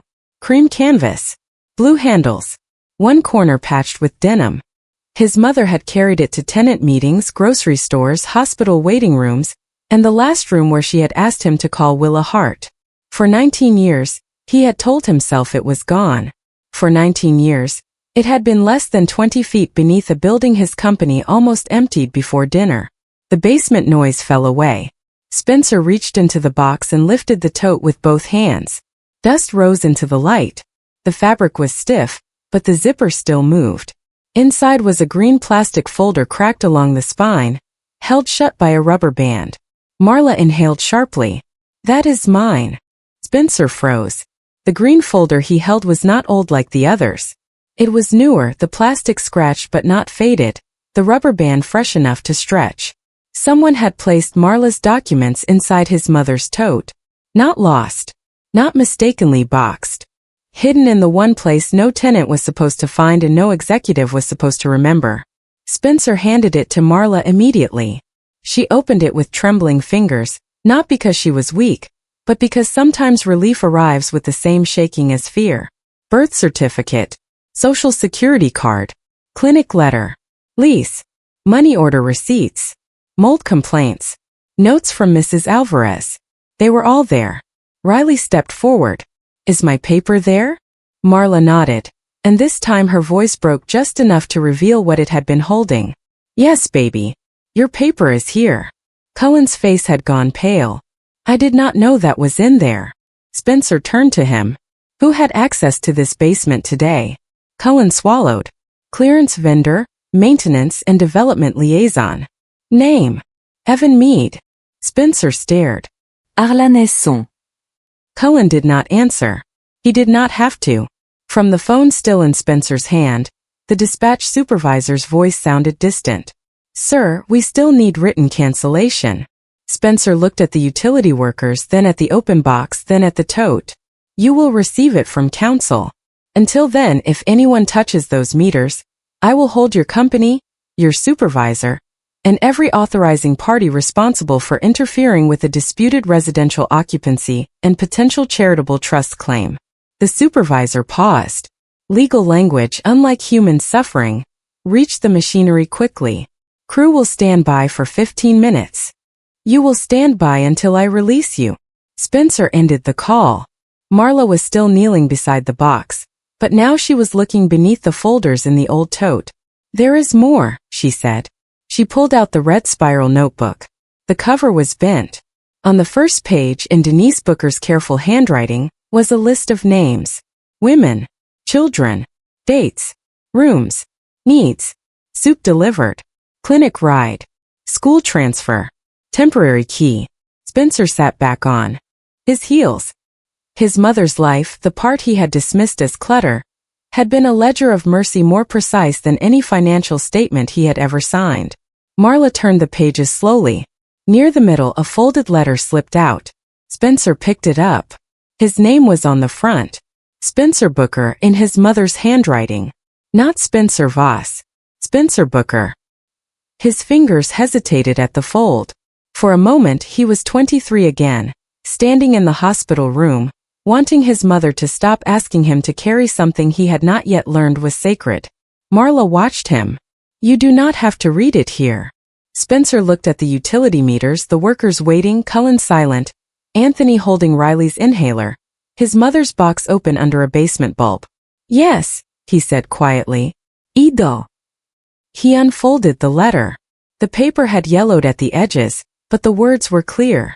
My son, if this reaches you, it means I did not get to explain everything right. Promise House is not a building first. It is a line drawn in front of women and children when the world tells them to move. Lorraine Booker started it after she lost her sister to a landlord who changed a lock while her baby was inside at a neighbor's apartment. Samuel Reed gave the first money. Willa Hart wrote what we could not afford to file properly. I kept the keys because somebody had to. If I am gone, that somebody is you, not because you owe me grief, but because you know what it feels like to be small beside a locked door. Spencer stopped reading for a breath. Riley was staring at him. Marla's hand rested on the green folder. Cullen looked at the floor. Spencer forced himself to continue. I know you want a life bigger than these blocks. I want that for you too. But do not become the kind of man who can only see people from above. If you ever have power, use it before a mother has to beg. If you ever own doors, remember who is standing outside them. The last line was shorter. A promise is not kept by feeling sorry. It is kept by opening the door. Spencer lowered the letter. No one spoke. The basement bulb hummed. The amber truck light flashed through the alley door. Above them, pipes clicked. Softly, carrying water through a building that had almost been made unlivable by men who called it process. Spencer folded the letter with care and placed it back on the notebook. Then he stood. His face was wet, but he did not wipe it quickly. There was no dignity in pretending grief had not arrived. Marla rose too, holding the green folder against her chest. Your mother knew, she said. She knew somebody like me would come one day. Spencer shook his head. No. She knew men like me would. The words cost him something and he let them. Cullen's tablet buzzed again. He looked at it and went even paler. Mr. Voss. Spencer turned. What? Harlan Me just issued a formal default notice to your office. He says if the building is not delivered vacant by midnight, he will trigger removal from managing partner status and file for emergency control of the project. Anthony frowned. The utility workers shifted near the alley door. Marla looked at Spencer, and this time there was concern in her face, not for herself, but because she understood the shape of the pressure coming at him. Harlan was not going to wait for truth to gather witnesses. He was going to bury it with money, lawyers, speed, and midnight deadlines. Spencer looked at the red notebook, the green folder, the old keys, and the letter. The truth was no longer a rumor. It had a box, a witness, a signature, a missing document recovered from concealment, and his mother's words. Call Willa Hart, he said. Cullen blinked. I do not have her number. Marla opened the green folder and pulled out one of Mrs. Alvarez's handwritten notes. Ido. Spencer looked at her, and for the first time since the sidewalk, they were not standing as billionaire and tenant, owner and mother, rescuer and rescued. They were two people holding different pieces of the same promise. Then call her, he said. Put her on speaker. Marla dialed the number with careful fingers. It rang 5 times. 6, 7. Then an elderly woman's voice answered, sharp and awake as if she had been waiting 19 years for this exact call. Who is this? Marla said. My name is Marla Jennings. I live at Promise House. The line went silent. Then, the woman's voice changed. Is Denise Booker's son there? Spencer closed his eyes. Yes, he said. Willa Hart drew one long breath. Then tell him he is late. And tell him to bring every paper in that basement to the courthouse before midnight. Willa Hart did not ask for introductions after that. She gave instructions the way old lawyers give them when time has already been wasted by younger men with cleaner shoes. Photograph every document before moving it. Record the condition of the box. Keep the utility crew on site but away from the meters. Get the names of every worker present. Do not let Cullen Bryce leave. Do not let Harlan Mead's people touch a single folder. Spencer obeyed without argument. That alone told Marla something had changed. Not fixed. Changed. Anthony used his phone to film the basement box from every angle while Riley sat on the bottom stair with her rabbit and the inhaler beside her, watching adults finally treat paper the way poor families had always known paper mattered. Birth certificates. Receipts. Letters. Keys. Promises. The small things that decided whether a person belonged somewhere or could be erased by morning. Within 30 minutes, Willa Hart was on video call from her kitchen table in Oakland, silver hair wrapped in a scarf, reading glasses low on her nose, her voice sharp enough to cut through the basement static. She looked at the old agreement, then at Denise Booker's letter, then at the title reference Spencer forwarded from his phone. She did not smile. She simply said, there it is. By 7:28, the utility crew had packed their tools and left without touching the meters. By 8:10, Willa had filed an emergency petition electronically with the county court, attaching photographs of the Booker fund papers, Marla's recovered folder, the risk memo, and Cullen's written confirmation that the document bin had been accessed by Evan Mead that afternoon. By 9:15, a judge issued a temporary restraining order freezing all vacancy activity, utility shutoffs, demolition preparation, and tenant removals at the Delancey property pending a hearing. The order was only 3 pages long, but when Spencer read it aloud in the hallway, the building seemed to exhale. Doors opened one by one. Mrs. Patel from 2A came out first in slippers and a cardigan, clutching a rent receipt envelope to her chest. A retired bus mechanic from 3C stepped into the hall with his phone in his hand, already calling his daughter. A young father holding a sleeping toddler stood in the doorway of 1B, listening as if he did not trust Hope unless other people heard it too. Marla did not stand in the center like a hero. She stood beside Riley, one hand on her daughter's shoulder, still holding the green folder. People looked at her differently now, not because she had become more important, but because her refusal had given shape to what they had all been feeling alone. Cullen Bryce stood near the mailboxes with his tablet lowered at his side. Spencer made him watch while Anthony peeled the black marker label from mailbox 1C and replaced it with a new white strip. Marla Jennings. Written clearly, not crossed out. Riley stared at it for a long time. Then she asked for the marker and added her own name underneath in uneven letters. Riley Jennings. No one corrected her. Spencer's company counsel called 4 times. Harlan Mead called 6. Board members sent messages that began with concern and ended with liability. Spencer answered none of them until after Marla's apartment was put back together as much as one evening could allow. The mattress was carried inside, not dragged. The drawings returned to the wall above the table. The cracked blue mug was placed on the counter with its handle turned outward. The green folder went into Marla's hands, not a cabinet, not a drawer, not anywhere another person could quietly remove it. At 10:30, Spencer stood in the apartment doorway while Marla tucked a blanket around Riley on the mattress. The child was asleep before her mother finished smoothing the edge. Her rabbit lay under one arm. Her breathing was steady. That sound, soft and ordinary, humbled the room more than any speech could have. Marla stepped into the hallway and closed the door halfway behind her. "Do not think this makes you good," she said quietly. Spencer nodded. "Ido. Not. And do not think one court order fixes what your company did. I know. Do you?" He looked down the hallway at the tenants still awake at the basement door, at the blue entrance below, At the building his mother had tried to leave as a line in front of people who were always being told to move. I am beginning to. Marla studied him for a moment.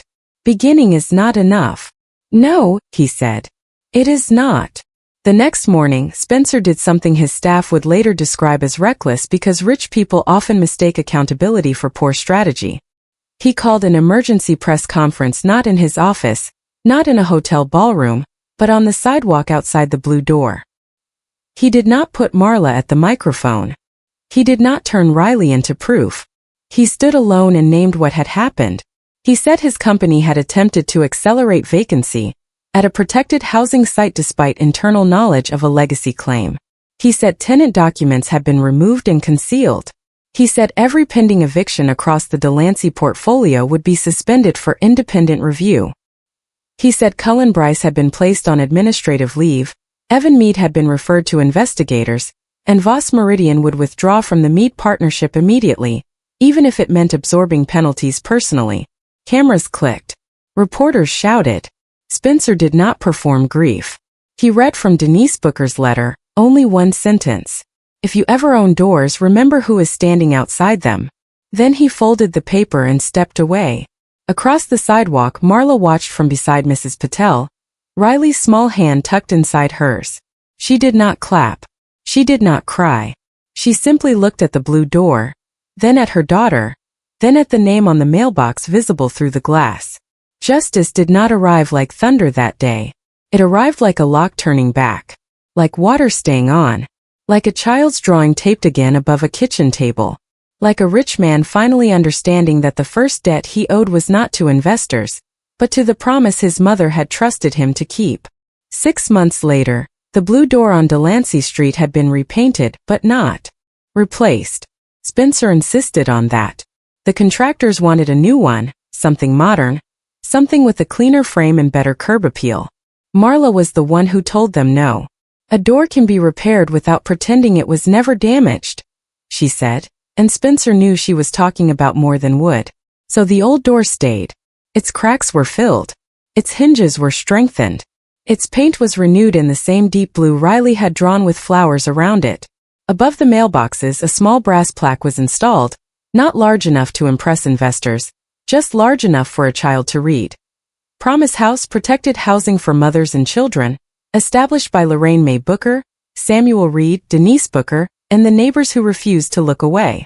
The court hearing did not turn into a miracle overnight. Real justice rarely moves that quickly. There were motions, delays, angry letters, meetings where men in expensive suits tried to make compassion sound financially irresponsible. Harlan Mead denied knowing about the hidden documents until Willa Hart placed the risk memo, the basement photographs, and the recovered green folder in front of the judge. Evan Mead claimed it had been a misunderstanding. Cullen Bryce claimed he had only followed procedure. But procedure for once had to answer to names. Marla Jennings, Riley Jennings, Mrs. Patel, the young father in 1B, the retired mechanic in 3C, Denise Booker. The people who had been reduced to occupancy numbers stood back up as witnesses. By the end of the winter, the court recognized the Booker Fund agreement as enforceable enough to halt the sale and require full review. Voss Meridian withdrew permanently from the conversion project. Spencer paid the penalties himself. The number made headlines for 2 days, then disappeared into the endless noise of wealthy people losing money in ways most families could not imagine. But on Delancey Street, the loss became something physical. The building was transferred into a non-profit trust under court supervision, with Willa Hart as temporary legal advisor, Marla and 2 other tenants on the resident board, and Spencer as funder but not owner. That last part mattered. He did not rename the building after himself. He did not put his company logo on the plaque. He did not turn his mother's promise into his redemption campaign. He wrote the checks, opened the files, answered questions under oath, and learned the uncomfortable discipline of helping without taking the center of the story. Marla kept working. She did not become rich. She did not suddenly live in a penthouse or step into a life without bills. That would have been a fairy tale, and her life had demanded too much truth for that. But she had a lease no one could erase with a marker. She had a working heater, clean vents in the bathroom, a secure place for Riley's documents, and a mailbox with both their names on it. She joined the resident board because she understood better than anyone that protection written on paper still needed people awake enough to defend it. Riley grew 2 inches by spring. Her asthma improved after the mold was removed. Her drawings returned to the kitchen wall, then spread to the hallway, then to a bulletin board downstairs where other children began adding their own pictures. One drawing showed the blue door with a giant key beside it. Underneath, Riley wrote, "This key belongs to everybody." Spencer came every Thursday evening for the first 3 months, never in the black car at first. He walked the last 2 blocks. Sometimes he carried files. Sometimes groceries for the community pantry. Once he brought the old red pot, found in a storage unit he finally had the courage to search. The enamel was chipped near one handle, just as he remembered. Marla washed it, placed it on the stove in the community room, and made soup in it the first cold night of March. Spencer stood near the doorway while tenants filled bowls, and for a moment, he could almost see Denise Booker moving among them, not as a ghost but as a standard. A woman who had understood that mercy is not soft. Mercy organizes. Mercy keeps receipts. Mercy stands in hallways. Mercy tells power to wait outside until the children are safe. On the anniversary of the day Marla carried the mattress down Delancey Street, the building held a small dinner. No cameras. No speeches from politicians. Just folding tables, paper plates, cornbread, soup, children running carefully because Mrs. Patel kept warning them about the hot pot. Riley asked Spencer if his mother would have liked the blue door. Spencer looked at Marla before answering, because some questions belong to the living too. Marla nodded once. Spencer smiled, and this time the sadness in it did not hollow him out. She would have asked why we took so long to paint it, he said. Riley laughed. Marla did too, quietly, and the sound filled something in the room that money never could.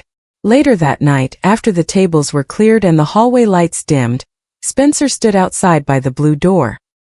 He placed his hand against it, not like an owner checking property, but like a son acknowledging a debt. Behind that door, Riley was asleep. Marla was filing minutes from the resident board, meeting into a new green folder. Water moved through warm pipes. Names sat uncrossed in mailboxes. The building was not perfect. The world outside had not become fair. Mothers were still carrying impossible weight down streets in cities that looked away too easily. But on this block, one promise had been dragged back from a basement box and made alive again. And maybe that was how justice began sometimes. Not with thunder. Not with applause. Not with a billionaire writing a check and calling it grace. Sometimes justice began with a woman refusing to sell her dignity, a child protecting a faded photograph, an old lawyer answering the phone, and a man finally understanding that a door is never just a door when someone vulnerable is standing on the other side.